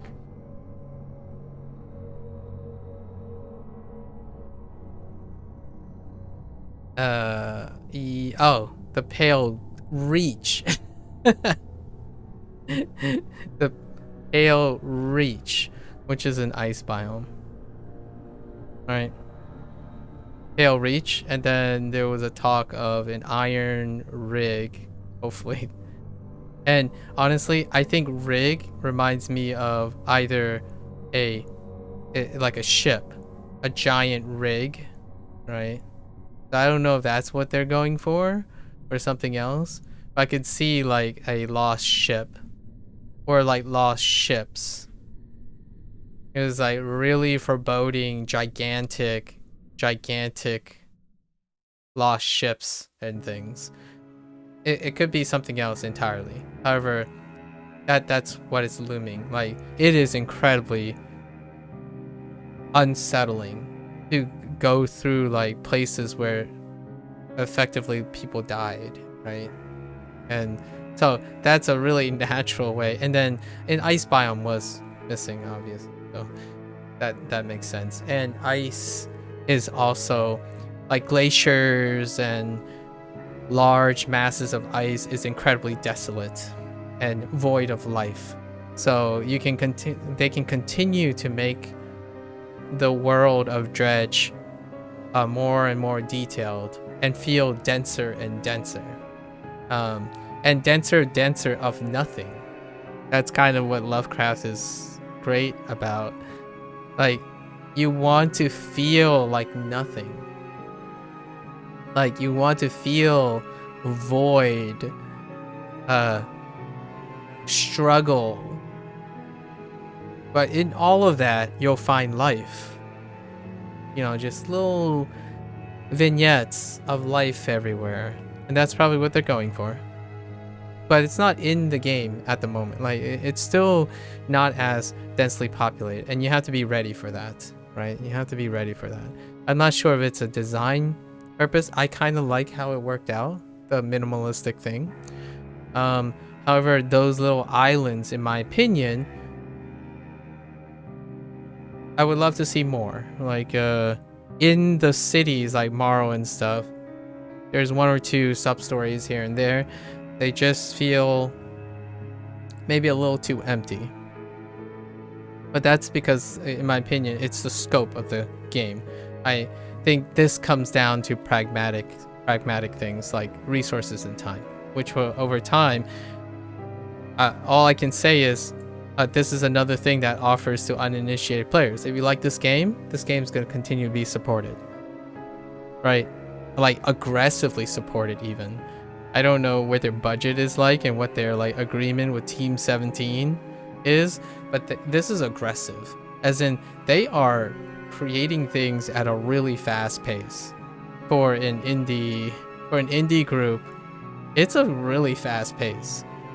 Like, already advertising a second DLC, releasing a DLC, having 3 patches.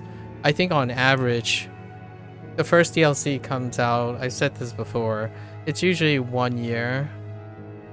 Post 1.0 is usually when there's something like major, like a DLC something, and patches come out like every half a year. Barring like hot fixes and stuff. Hot fixes are not that kind of, we're talking about content stuff, right? So they're really fast.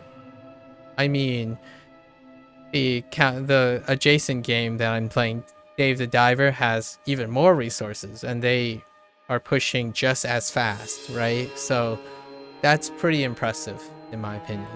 Really, really impressive. So that's what you're getting. Some highlights for the uninitiated. And then now let's move on to the legacy, or what I would call in this case now the enthusiast, maybe even fan players. And this is going to be kind of more of a negative spin, I suppose. Are not enough. I think the theme here is not enough. However, if you're okay with not enough, there are compromises that allow introduction into a different thing. So, what are the different things that have offered to a legacy player? Fishing. This might sound weird, but I'm telling you now, if you're talking about a Lovecraft game, the first thing you think about isn't a game centered around fishing. It's usually like sailing in general, but sailing just as a means of transportation. So a great example is sailing in itself, which is like shout outs to these people, the sunless shore guys, right? So you're surviving. It's more of a survival sailing. Basically, make sure your boat is good to go. So oftentimes it's like trading as in like trading out of desperation, survival kind of stuff. Not literally fishing for econ and upgrading your boat in that way. This is micro stuff. This is a different subgenre, in my opinion, that is not very common in Lovecraft games. So for the legacy and enthusiast player, if they can overcome their fan stuff that they hyper focus on, which I'll talk about in a bit, they get an introduction to microeconomy, which is kind of nice. It's very light. So as an enthusiast of not just Lovecraft, but an enthusiast of things like Factorial, Rimworld, I mean even like Stardew Valley, Dave the Diver, all those things, this is a super light version of microecon. It's more like the most adventure type microecon. So as you're adventuring, you're going to get enough microecon for that, like currency to move on using fishing. So fishing is acting like a soft level up. It's like a soft core mechanic to level up. And you naturally level up because the things you have to do leads you to those things. So it's kind of a nice subgenre that isn't very common for the enthusiast and legacy player. In fact, this would be a barrier right here. That it has light econ in it would be a barrier to most legacy and fan players because they're expecting something else. They're expecting a lack of resources,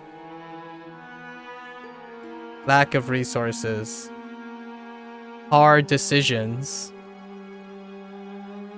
as in do I want to sacrifice my engine so that I can have more lights on my boat, so that the lights keep my sanity healthier but at the cost of lower mobility so I can travel only short distances. Those are the types of sailing decisions I'm thinking of. That's not in Dredge. They actually embrace microeconomy. And typically microeconomy comes with things like farming. The more work you put into the farm, the more you level up. And I think it was brilliant. They captured the spirit of it. It's kind of like Dave the Diver in a manner speaking, where they captured the spirit of what makes microeconomy games fun, like really fun. So the first thing I latched on to wasn't even the Lovecraft part per se. It was getting your crab pot up, forming a passive income with no active inputs, like investing forward. This is the stuff that I don't think fans of Lovecraft would think goes in a Lovecraft game. It's not very common because this stuff is very positive forward. It's very optimistic. When you fish, you're making money. Making money makes you make your boat awesome. The last thing you think about in a Lovecraft game is you can't have everything. You can't make money. It's really hard to make money. So, yeah, this is a soft introduction in my opinion, and they did it really well. Shockingly well. Although, I'm also playing Dave the Diver, which did it incredibly well too. It's not deep, so if you're an enthusiast of microeconomy stuff, it's not deep. It's not complex. You know? It's not stressful, is the word I'm saying. When you think of microeconomy games, it is really stressful. Because you're always optimizing. They have a different task in mind, but that's not in this game. So it's brilliant. It's a great way to be interested in things like, for example, what could be an extension of this? Maybe like, I know the theme is very different, but oxygen not included. That is a base management micro-econ game that deals with a slight survival, but the idea is the focus is on how you circumvented it with microeconomy, right? I mean, heck, I could even put in Don't Starve, really. These two are related, because these both come from Play Entertainment. I mean, another one would be like DD, right? Darkest Dungeon. Darkest Dungeon has a microeconomy. That's kind of why I like Darkest Dungeon. And I like Dredge as well. One of its alternative quote-unquote mini games is what the enthusiasts would say. Like a lot of times, if you're thinking of hardcore fans and so, they think about like hardcore commitment. So anything that's softcore tends to be viewed with triviality, right? Or half measures, lack of complexity. Well, if you're looking for that, then this game is not for you. That's why I'm mentioning these things. So it's softcore, even in all its fundamentals. It's what makes, in my opinion, it's what makes the game have a larger reach. It's a Lovecraft game that has a larger reach than lots of other Lovecraft games because there is not a hardcore commitment. It's not trivializing any, like, the hardcore, like, it's not doing the opposite where it's telling you that hardcore is bad. It's doing very high efficient design choices that captures something. It's very lean. The word is lean and streamlined. Streamlined, balanced. If this was, like, for example, if you wanted to go into this deeper, it'll take away from the Lovecraft. It'll take away from, like, exploration. So even though, personally me, I would love to see more, as in like more fishing things, like fishing microeconomy, I'm happy to say that this microeconomy was used as a mechanic for me to run towards danger. So because they put in this system of progression, it allowed me to explore a Lovecraft world much more openly. So I was willing to embrace danger, embrace running towards danger, because I have the safety net of a microecon. That's kind of a great psychological thing that I base my entire life on, really. Like, I build foundations in order to tackle challenges. So, what makes me want to do new things is because I have built the safety net to tackle new things, however difficult they are. So, in an econ manner, I pile up upgrades until I'm ready to take on danger. And I think it's brilliant. I think that's a wonderful way of offsetting things. And I don't think players, like legacy players of dark fantasy games and Lovecraft games, expect a safety net. They expect high barriers of entry, right? Ascending this great barrier. And then all this comes after, right? So if you're looking for that, this is not the game.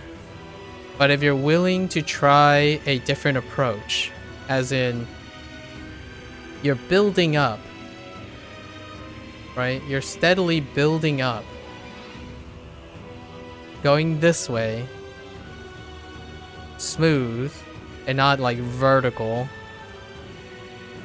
This is a great way to have, so as an enthusiast, this is a great way to like Lovecraft. So you like Lovecraft a lot, but you also want to be exposed to softcore stuff. Like what's another better way to expose yourself to something you might not like? So a lot of times Lovecraft people don't like softcore. Well, at least it has Lovecraft.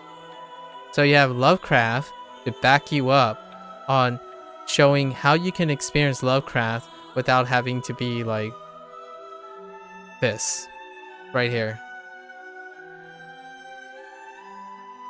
And maybe in the future, this exposure allows you to like get into things like Factorial, maybe RimWorld. Those are like really, really hardcore micro econ stuff. You know, oftentimes a different route, just as a side thing, a different route would be survival games, right? When you're trying to leave Lovecraft but still have this hard commitment, it's usually survival games. So Valheim. So like you're leaving Lovecraft behind. So like Valheim, Son of Forest, or just the Forest series in general. That's kind of a traditional route. What Dredge is offering is a different type of route. And these are still exploration games. And they deal with crafting. But they have they basically have minimal econ. An alternative approach is this. So what Dredge did was make a micro econ to replace crafting. So you don't inherently do the crafting, you amass currency to get your upgrades. So it's not that big of a leap. Only here, they offered a bonus. For Lovecraft lovers, you still get Lovecraft. I mean, they have to spend their time developing the micro econ system, which is how you get your upgrades. And micro econ isn't just the money. Your research points, right? Or like talent points or tier system is also based on research points. That's a micro econ. It's another microcurrency. So all of it is looping around microcurrency. You're getting Dredge equipment for microcurrency. So it's making you feel like all the discoveries, all the little things, taking risks where there really isn't a lot of risk, it's all leading back to a micro econ system that allows you to feel forward progression. How do survival games do it? They hard punish you, but over time you'll gather enough as well. However, generally speaking, these are more hard punishing. Basically, you drop all your stuff, you know, you die, you drop all your stuff, but it's still a soft reset because they go back to a starting point. Like you respawn somewhere, as opposed to like the super hardcore stuff like From Software, you just reset to that point. Oftentimes you can recover from a survival game or build new things and collectively econ up as well through crafting. And it's just another way to do it. And it's brilliant. So if you're this hardcore person who needs your game to be hardcore, you know, a rogue game, this would be a great way to love Lovecraft, enjoy Lovecraft, a light version of it, per se, and be exposed to softcore mechanics. The softcore mechanics, without a doubt, softcore mechanics mean average. And average means there is often something to like and something not to like.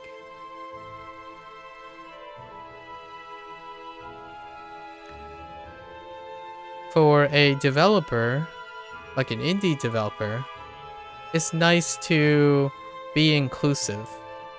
If you go hard, right? If you go hardcore, then you run the risk of a 0 or 100% kind of thing. It's an all or none type of problem. If you go all in, you could miss, and it can get very close to 0. You can have a hit, and some indie games do that. Actually, a lot of indie games do that, which is what I want to highlight. So, oftentimes, indies go heavy. They go hard on foundations. So, like, if you're thinking about a deck builder, for example, when something is labeled a deck builder, the indie group has already accepted all the things they have to hit as a deck builder. That means that this excludes all non-deck builder people. It rarely does. The goal of an indie thing is to make it as inclusive as possible, but still adhere to this genre. And that's kind of what they're doing here too. So their approach is to make this loop, this fishing loop, be the core of the game in order to discover the mythos of the game. And the one thing about fishing is collecting. And often collecting is an endurance property. And it deals with delta T over time. And generally speaking, when you think of hardcore stuff, is anti this. It's not endurance most of the time. It's one-offs. Big moments. The one-oneer. Right? As opposed to collecting and stuff. So for me, this would be a great example of having a somewhat hardcore theme like Lovecraft, and introduce what it's like to be a collector. Someone who likes to fill their books, because that's what I did, and it's easily the most satisfying thing. So like your encyclopedia, right?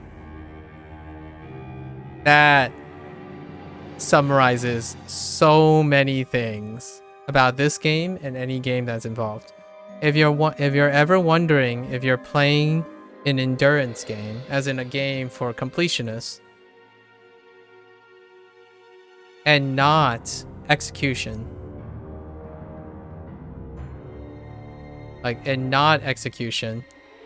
encyclopedia is a big one. Like if you're feeling, so fishing naturally is inherently a collecting thing. So yes, I warn, it's not for the legacy player who thinks they're talking about one-offs, oneers, and like this music right now, this very track being super epic and whatnot. It's not really that. Dredge is something that appeals to the softcore, and softcore one very wonderful version of giving reward to softcore people is that they mature over time. Over time. Reward comes with time and collective of small things.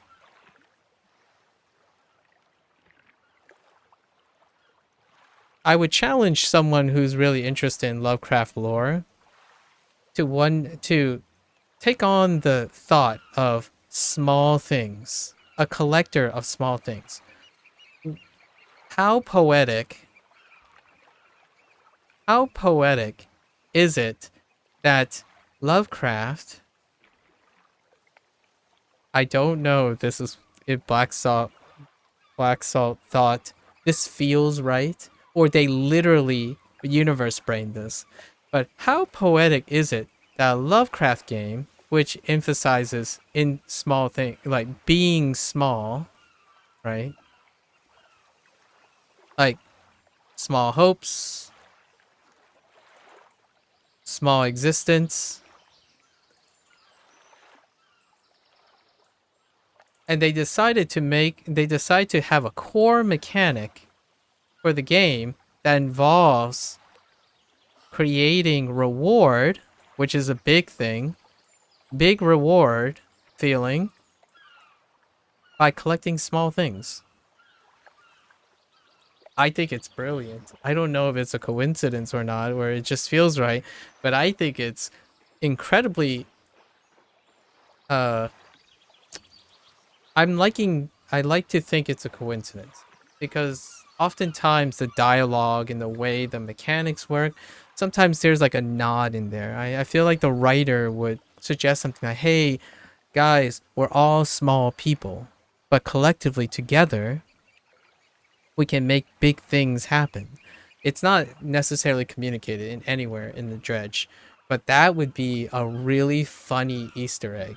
I think that would be incredibly poetic to show you that what is a counter argument to Lovecraft, as in, what's a great way to contrast Lovecraft, make the player make the player feel significant, which they did do, by the way. So what I mean is upgrading your boat, making you more resistant to threats and all that. It did make the player feel significant. However, it goes even further, in my opinion, which I don't know if it's by coincidence or not, but you collect fish. You discover little things. And over time, when you look at that encyclopedia, right? All those small things become a big thing, which is your encyclopedia.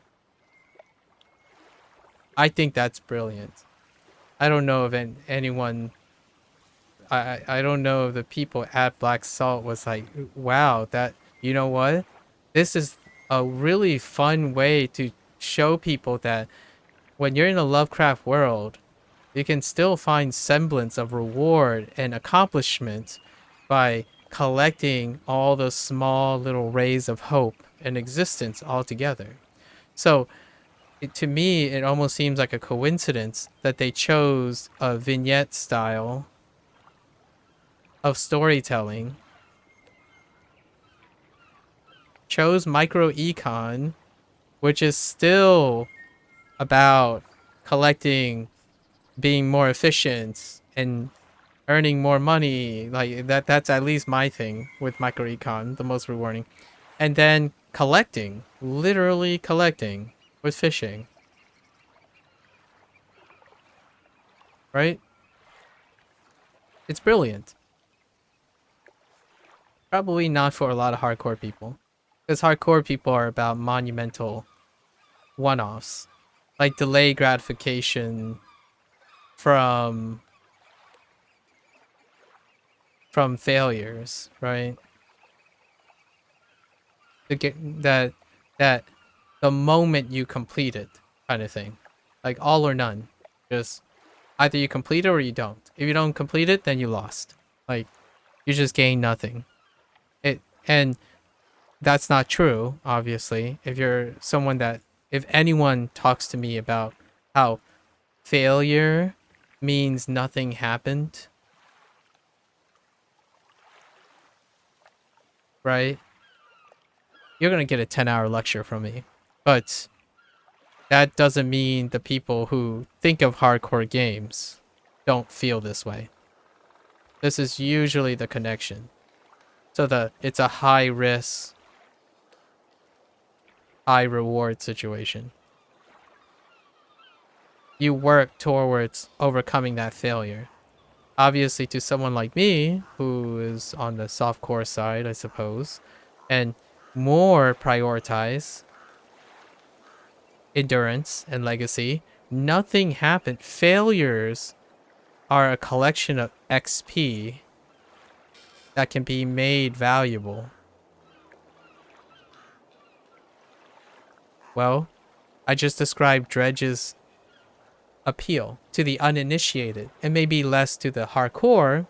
However, the legacy player may be able to appreciate and bridge in between.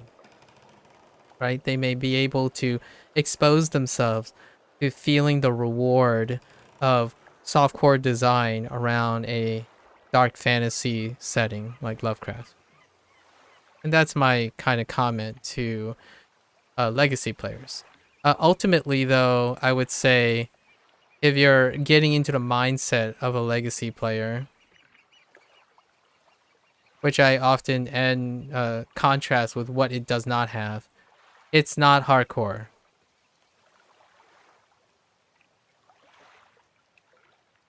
It's not Lovecraft TM. And what I mean by that is there's no Cthulhu. Like you're not looking for Cthulhu. You're not looking for like Nyarlathotep, right? They're not in here. Like stop looking for them. There's no like cosmic horror that insta kills you. It like insta kills you and makes your world turn upside down or something. Not that. Not that. That's hardcore. There are no mechanics like delete your save or something. I'm obviously being hyperbolic, but there's no mechanic that literally makes you want to delete your save. Things like that. This is not it. This is not the game like that. There's no hard decisions. That's a big one. No hard decisions. No compromises. You're not making compromises in this game. Zero compromises. No compromises. You are empowered to face danger for the mythos. You do not make compromises. So no like perma anything. In fact, there aren't even time to completion mechanics. No time mechanics. As in like deadlines. Literally no decision making. Which actually I would make an argument is against. I feel this is actually against Lovecraft. But that's a hot take right there. Because if you understand Lovecraft, there isn't decision making. There is appearance of decision. But truly all is doomed to insignificance.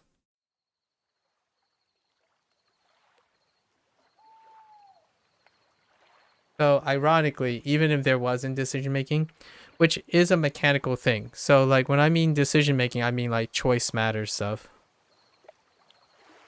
No, none of that. No choice matters stuff. And oftentimes when it comes to mechanical, hardcore mechanics and whatnot, usually you have some sort of choice matters, right? Like cue the Western fantasy trope. of like, hey, if you make this decision, someone dies permanently and you don't get to see their story or something like that. Things like this. It and just to be clear, I have already said this in a general way. This is an adventure game. Yes, it's an RPG in an Eastern sense. And it might not be intentional. Just might be a resource thing or a writing thing. Oftentimes Western styles involve choice matters, as in branching, I don't know, branching dialogue, right? Branching dialogue and whatnot. And also to make this clear, often this is assuming it's character driven. This game is not character driven. In fact, the only time you realize it's character driven is at the very end of the game, when you found out that you are the character that is driving the plot. Right? So it's not an RPG, a character driven RPG. It's a world building RPG. And it's an Eastern thing because you're an observer. You just go along. You're like an observing participant. It's like, yeah, you know, hey, would you do this? It's like, yes. What do you do next? Yes. Like, what are you going to do next? Yes. That's it. You're here to observe and participate without the foundations of being able to make a choice matters. The only choice you have is at the end. And to me, both ends lead to tragedy. So for a person who's looking for like this character-driven Western thing, those are not different endings. And to me, this part right here is the only part that the developers went hard. They went hard here. Like, no question about it. The ending to Dredge, the ending to like the main story, they went really hard. Because both endings ended up in tragedy. It's like not even semblance of hope. They drowned it in Lovecraft. But you know what? It's more of a congrats. You made it to the end. So you might as well end by going hard. In terms of like story, theme, world building, the ending was something to witness. It can feel awful. Like it can feel awful for the uninitiated, but I actually think the ending is probably the thing that truly, when you get to the end and you're a legacy player, like you're just a hardcore Lovecraft fan, the ending is when like you start thinking, well, the devs know what they're doing.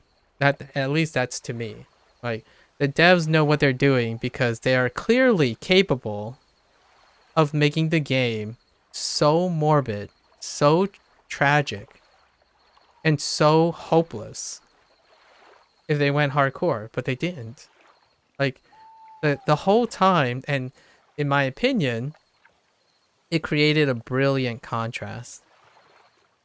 Because the whole time you felt like you're the player, right? Your boat is getting better. You're untouchable. You're doing all the great things. You're solving and you're helping people. And suddenly you're not. You have discovered that right when you get to the end, it's like, oh yeah, I got everything. Everything's amazing. You're in a Lovecraft world. You are bound for doom. That's it. Like, you are doomed. So the whole time it's like, oh yeah, this is nice. I'm getting lots of money. Everything's gonna work out, right? Nope. So the ending was really good. It hit really hard. I think to me, even if I had to plug this for a legacy person, right, someone who's really into Lovecraft, um, my word to them is, hey, you just want to play an easy game for a change, you know, like a game that feels like you're just feeling great, all to get bamboozled at the end. And then you know what? When they get bamboozled at the end, they're like, nice.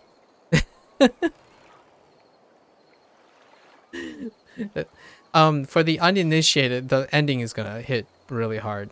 Like it's gonna feel insignificant.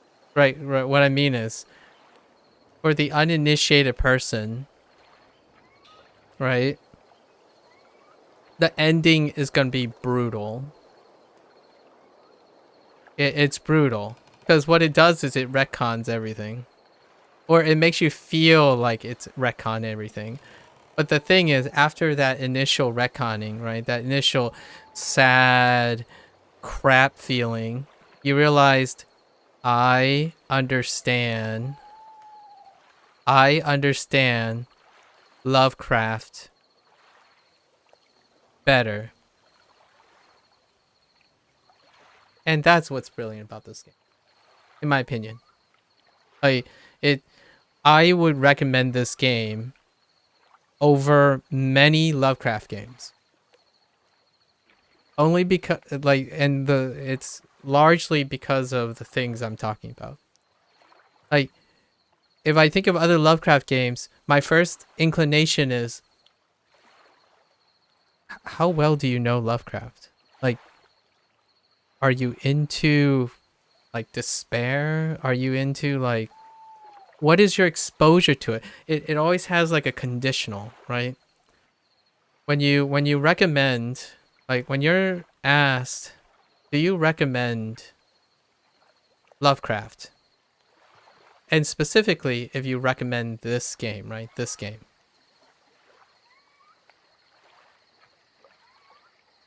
This game comes more recommended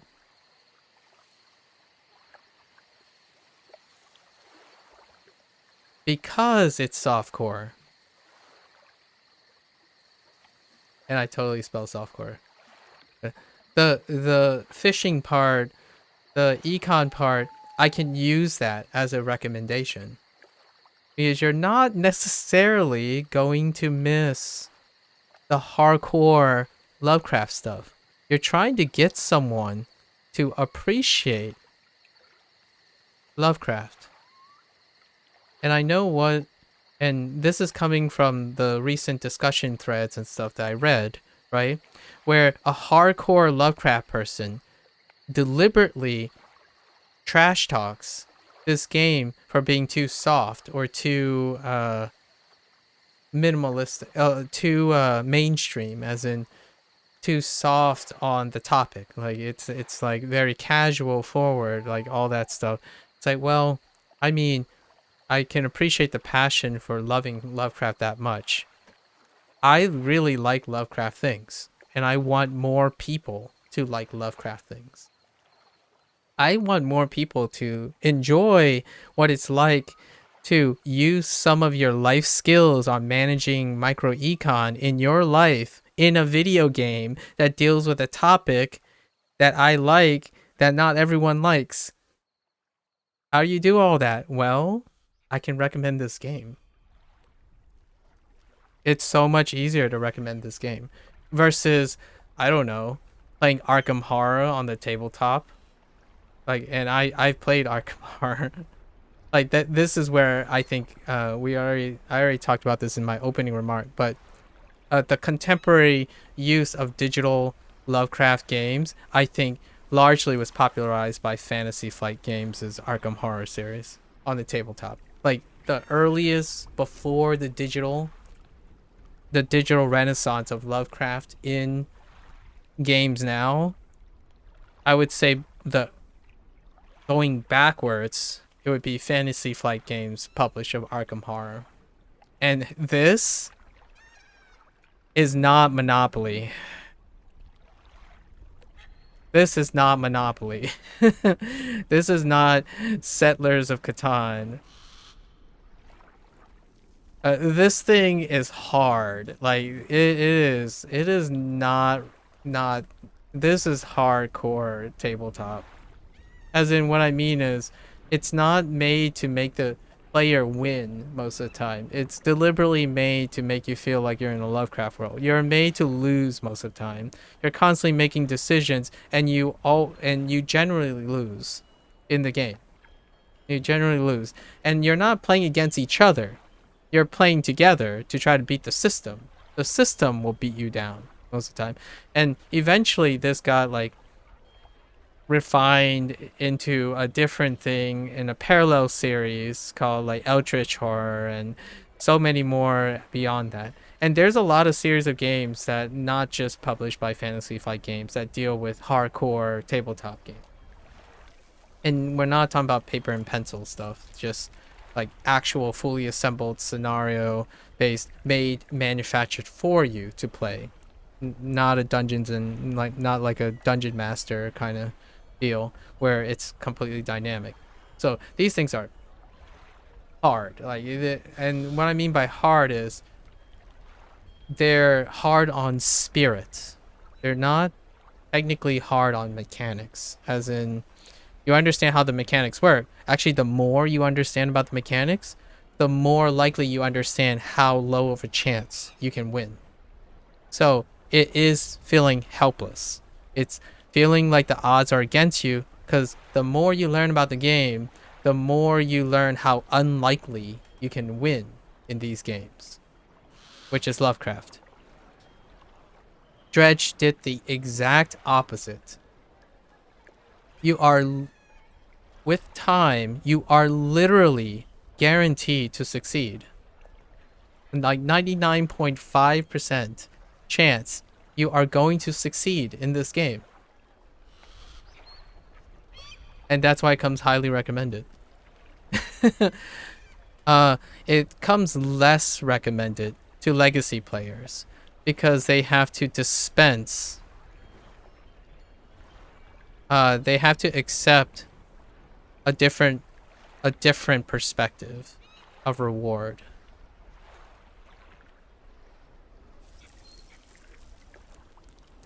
And now I bring it together.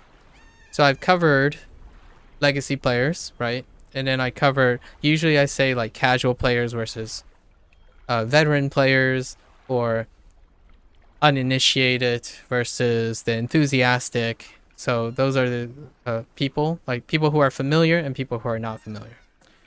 And then I bring in one last thing. Where am I on this, right?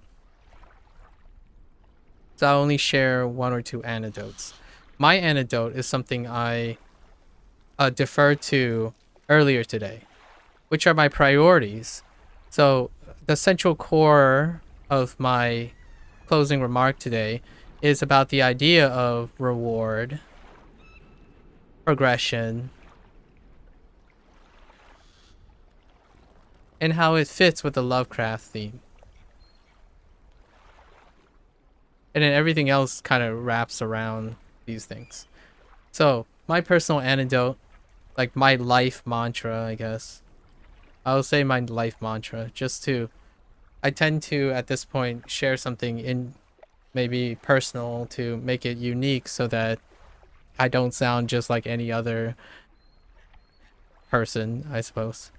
My mantra, as in the criteria of life. And this is dealing with reward, progression, and then how it relates to Lovecraft.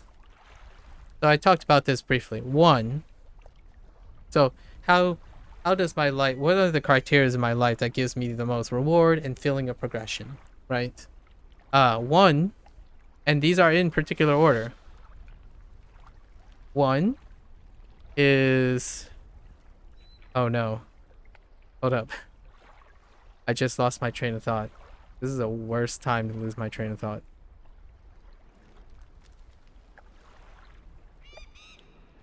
One, there might be another one before this, and I forgot what it was. One is legacy. And sometimes I call this endurance. Or time.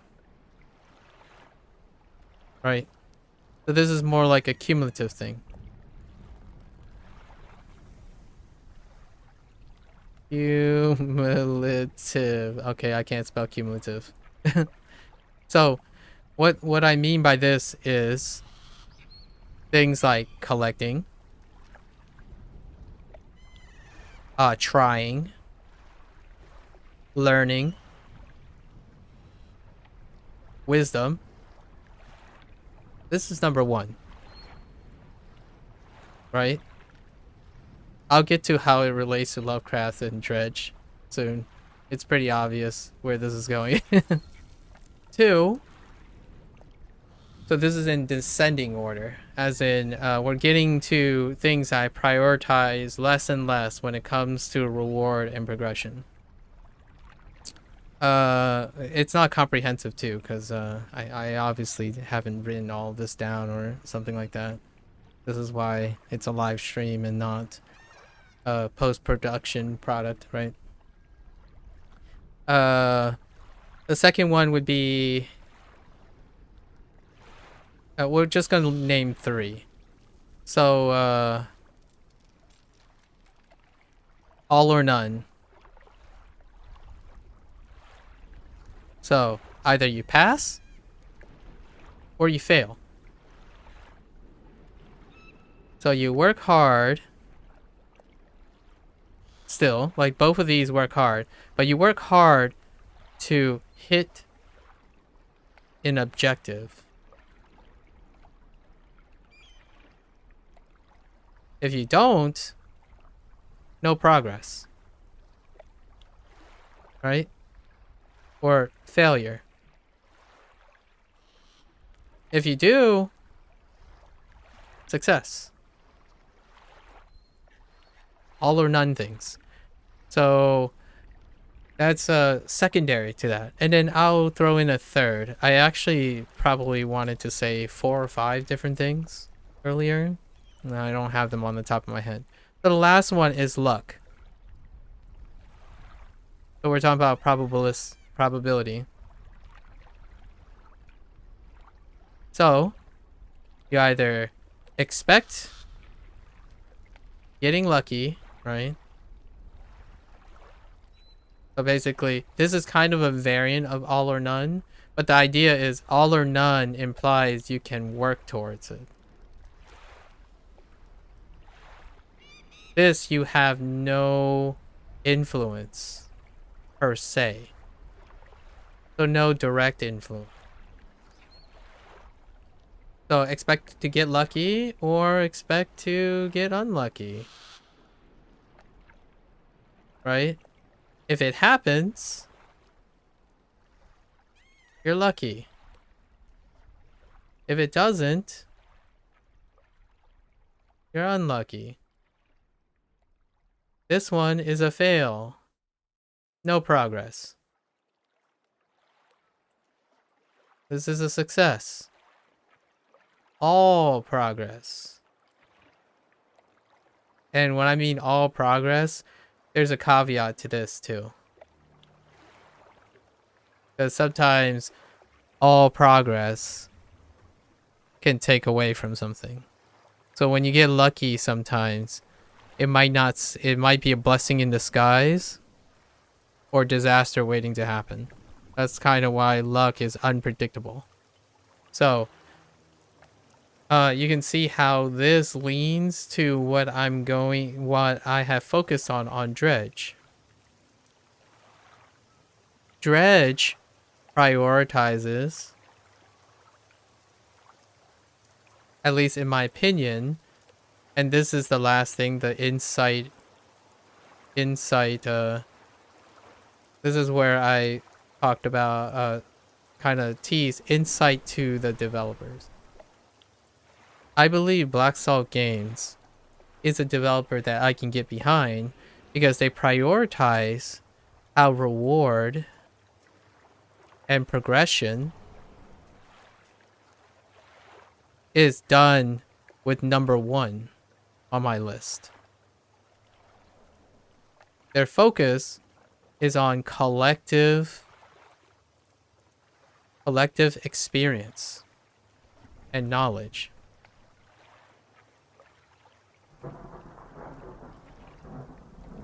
They're not focused on... So, there are... Maybe... It's like a far number 2.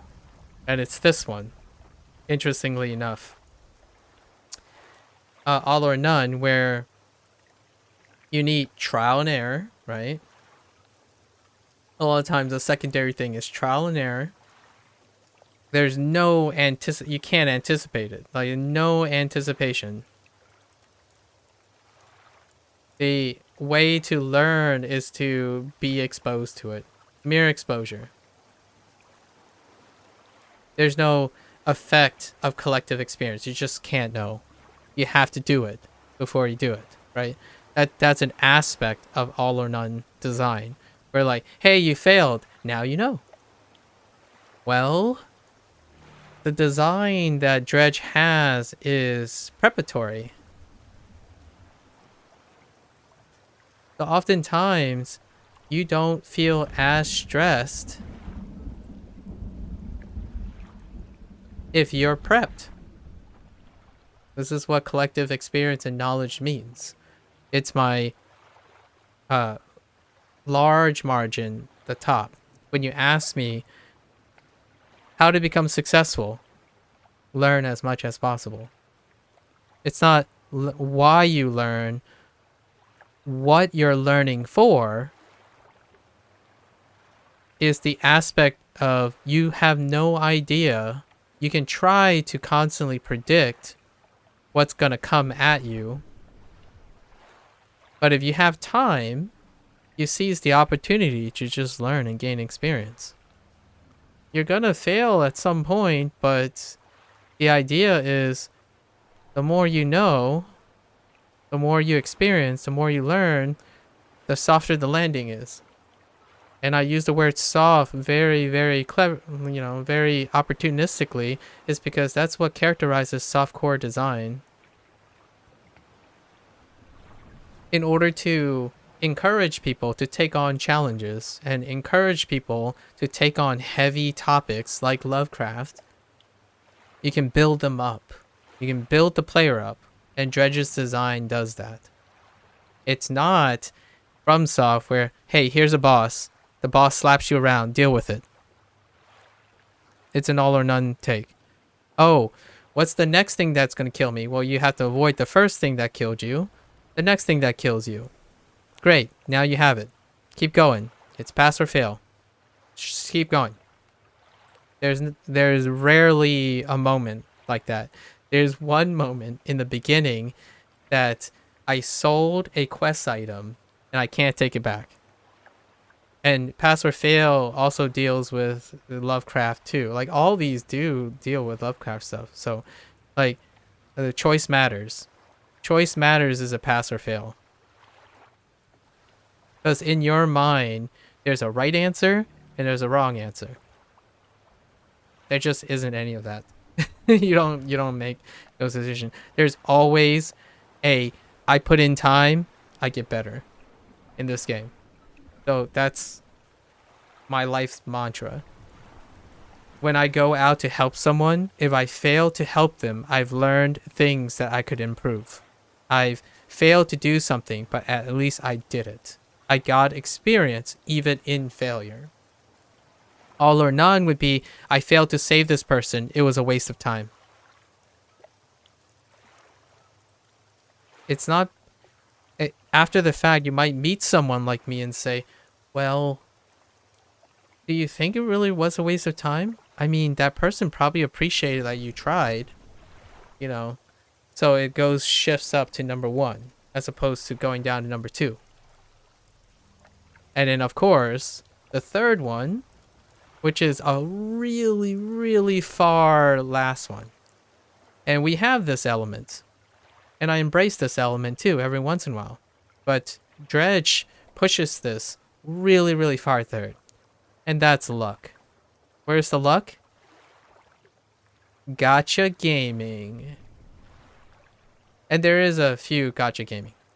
The trawl net. and the crab pot have very specific things that you just have to wait it out. You just have to get lucky. But here's the thing, it's still a soft luck because they give you ways to up the percentage of the occurrence of aberrations, basically soft luck. So up percentage of aberrations. And you could gotcha game if you want, but atrophy. So this is what I mean. They prioritize this, number one, over this. And you still have trial and error, because trial and error is like novel skill, right? Or maybe unexplained mechanic. That can happen in game design. And deliberately. What I mean is deliberate game design. Like, there are deliberate uses of trial and error, all or none situations, but this is number one. And to me, any game that prioritizes this design is what I called pandering to me. I give high scores because I am biased towards this method.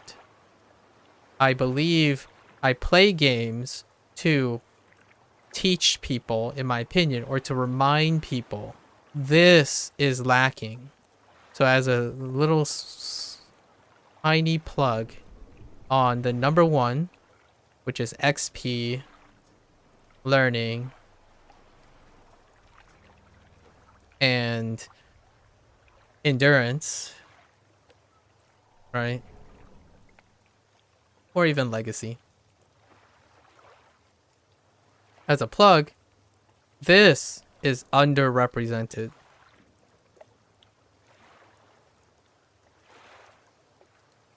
Underrepresented in media. And this is a hot take. And when I mean media, I really mean hyperbolically media. And what is a form of media? Video games. How can something be underrepresented? Well, generally speaking, the thing I'm talking about is usually indie. It's not, like, rarely do AAA titles, by percentage, emphasizes this number one thing. Rarely.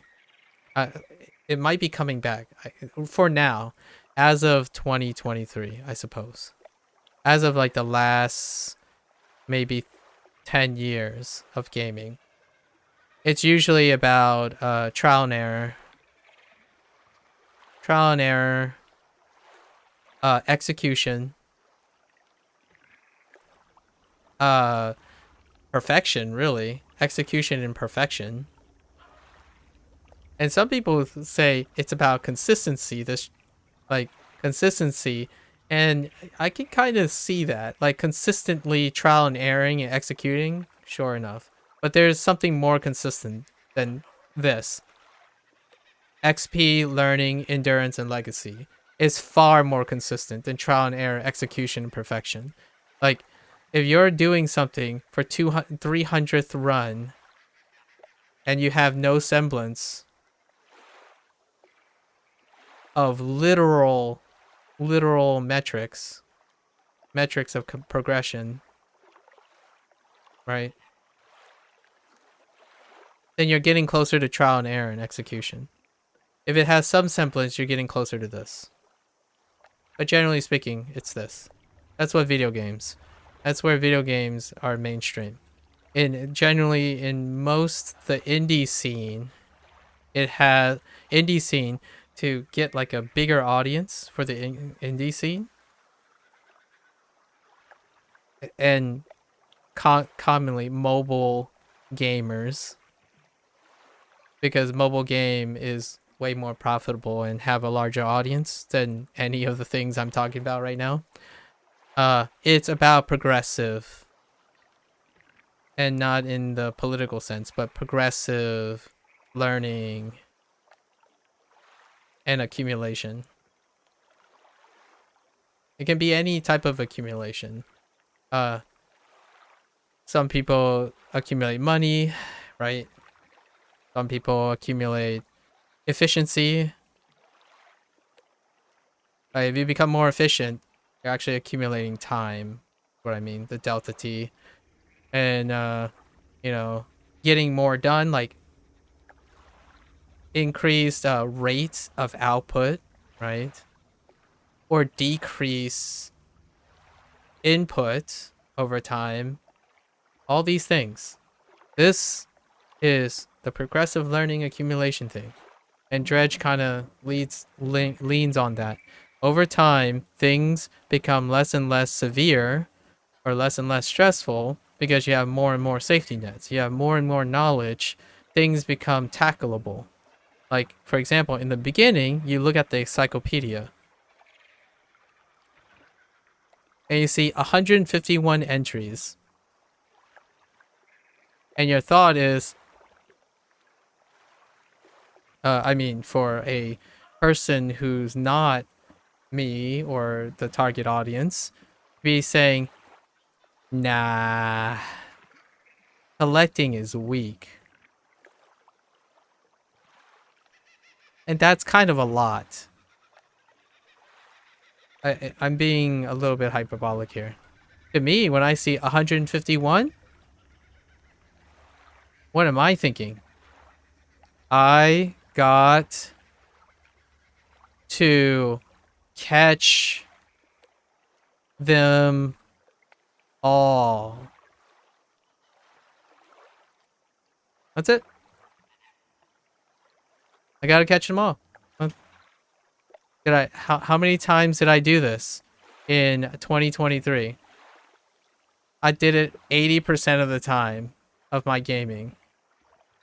Because I legitimately play games like this most of the time. So it's pandering to me. So I'm just sharing my bias. All right. So of course, this leads to the wrap up, right? Why is my cursor non-existent? Okay, here we go. Uh-oh. Hello? Oh. Wait. Why is my cursor like... Okay, it was bugging out for a moment. Okay. So, oftentimes, people don't sit around and listen to me drone like 2 or 3 hours. So, I've been getting to the point where I at least include a section that is just a hot take or something very precise. So this is the rating portion. And it's very short. It's very concise. The uninitiated.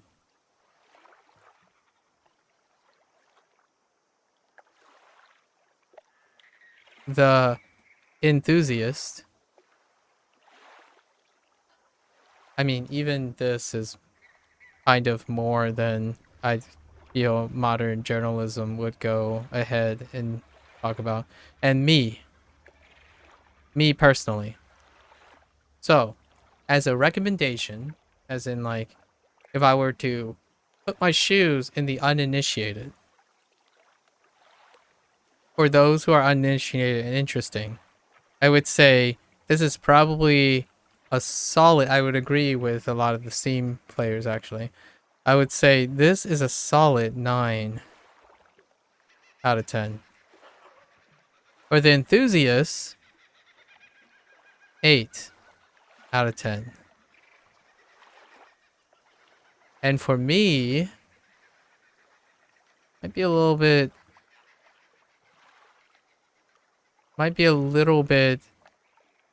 counterintuitive here. But I'm gonna say it is the mix of the two. So an 8.5. The reason why I say this is because I typically, in this in this specific case, I can kind of understand the criticisms here, and I can kind of understand the criticisms here. But this 8.5 typically comes from a different perspective than both of these. So that's the rating here. It's an 8.5. It's, and for me, just as a disclaimer, right? Just as a disclaimer, I'm saying that when these ratings that I'm saying, if you took 9 people, if you took 10 uninitiated,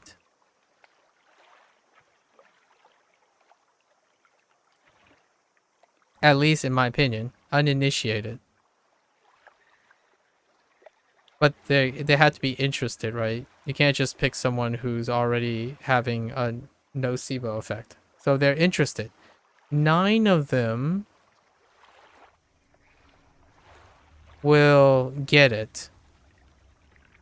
I know that sounds very superficial, but they will feel satisfied. I would say, actually, you know what? I might actually go. I'm going to say this is more of a 7.5 or a 7 for a hardcore enthusiast. Because what I'm saying is around 7 peeps would compromise.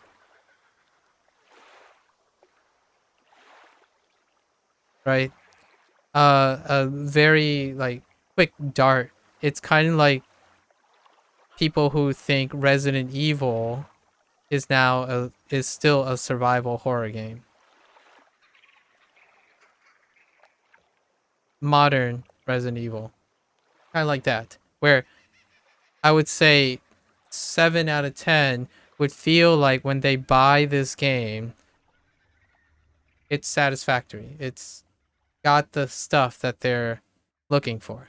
The uninitiated is way more of a target audience in this design. And for me, it's not the average of these two. Like I think I'm going with 7 here. It's not an 8. It's greater than an 8 because it panders to me in design. However, there are things that is independent of pandering to me in design, and that's the theme, right? The theme of Lovecraft. It's a bit light. I didn't emphasize, typically when I share something about my own personal preference, I don't usually focus on the negative. I focus on the merits of the product. But generally what I mean is, it's not, it's not hard enough for me. And what I mean by hard enough, it's not detailed enough for me. That's what I mean by hard. Not that it's difficult to complete. It leaves me wanting more.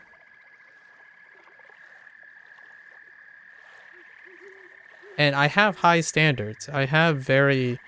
And what I mean by high standards, I'm exposed to high standards. So I am very, very, I generally give 7s to 9s because the games I play, I don't have a lot of time to invest all this time to talk about all these things. So when I choose a game, they are already expected to meet high standards, right? So in a way, when you get a 7 from me, it means you've already met all the high standards before getting those scores. You're like a game that, at least for my personal sake, I pick games to compare to each other, like from my previous experience, is because I like this comforting feel. There's a lot to talk about.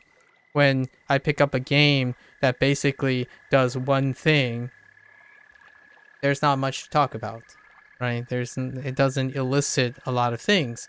I like being in the indie scene because it's often that. So when I say 8.5, all these games are highly recommended. I'm not actually suggesting this rating system doesn't tell you if I'm recommending the game or not. I would recommend the game, period, because I'm playing it. I haven't ever been solicited to review a game that I didn't voluntarily choose myself. So until that's the case, there's no chance that these games are going to disappoint me. The realistic thing here is to be honest with myself and my perceptions of the people around the game design in order to ground myself. So, for sure, fans of Lovecraft will definitely feel wanting even more than me. So it drops down because they are looking for very specific things. And this game is not them. However, I think it's designed well enough and with a lot of respectful consideration that at least 7 out of 10, it's like 7 of 10, will find it satisfactory and compromising.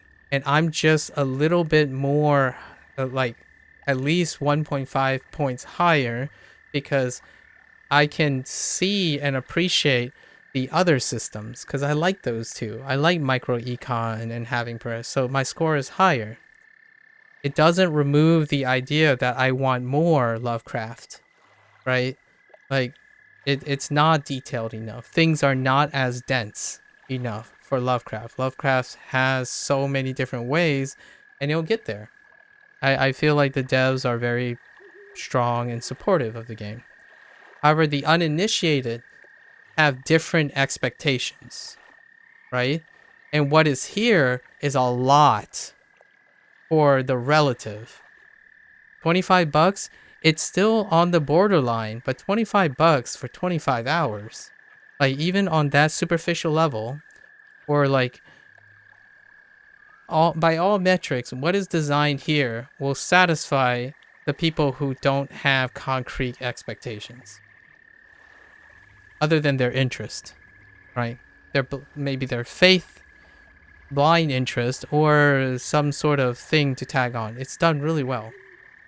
Enthusiasts, not so much. It might actually even be slightly lower than a 7 now that I think about it because of how strong Lovecraft is. That pre-selects their personality. And for me, going from where the enthusiast mindset is to the uninitiated, that's impressive.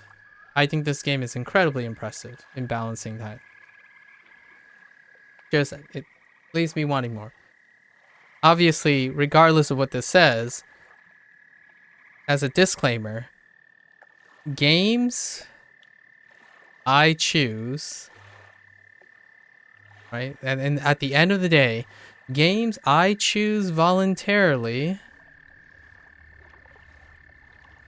first of all, I will tell you, for sure. I'll make it really obvious. I will tell you if I chose this voluntarily. 95%, you have to drop the ball, like crazily drop the ball because I'm old and analytic enough. 95% of the time, I recommend the game. Personally. If I'm talking about myself, I recommend it personally. If I'm talking to these people, like these different categories, I have to consider certain perspectives. So when I talk to someone who's interested in Lovecraft, really, really interested in Lovecraft, I have to be careful. I have to consider other things. So this is an exercise for me, right? I go through all of this stuff, all these things, right? To keep myself grounded. Because that's kind of what it's like to be a problem solver, in my opinion. If I was designing a game, I would go through this with, like, if I was a game director after the game is launched, I would go through this process with everyone on board. Like, whether the Q&As, the QCing, this stuff is very important to review. Where are you going to get direction for your game? Direction and motivations and psychology and target audience, all this stuff inherently is necessary to produce a product if it's dependent on if the product is dependent on end users buying your product. And that's why it's so interesting. I don't do this for video games, by the way, so that's kind of a thing. I'm doing all this retrospection is because I do this with people. So when someone comes to me with a problem, this is how I approach it. And I'm using video games as a way to practice all of this stuff. I used to do this in science. That's my background, right? How do I solve scientific problems? Well, you have to ask all these questions. The design, what does the design do? You have to find connections, and that's kind of it. So yeah, there you have it.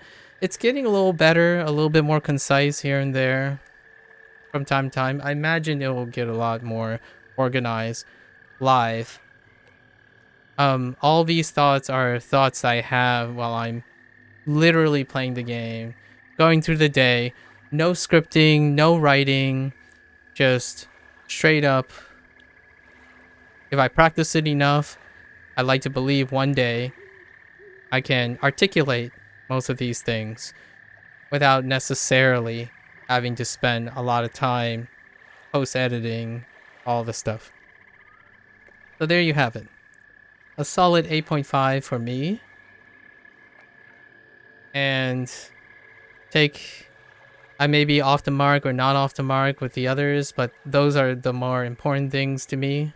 Because a lot of times, I'm not the most interesting thing on this planet anymore.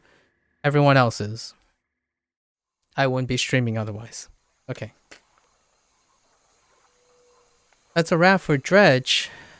It's not going to be the last time we play, because remember, Dredge has DLC. So maybe June 2024, we'll probably be returning to Dredge with at least 2 DLCs, right?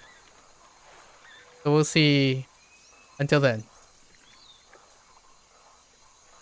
There you have it, folks. As always, thanks for hanging out. Thanks for listening. Thanks for chilling. If you're going to watch this later, thanks for watching. You're always free to share and discuss your take on Dredge, Dave the Diver, how you review games, maybe what you think about before you make purchase decisions, and then what you think about after. Until next time, stay safe, stay healthy. I'll catch you guys on the next one. Take care. Bye now.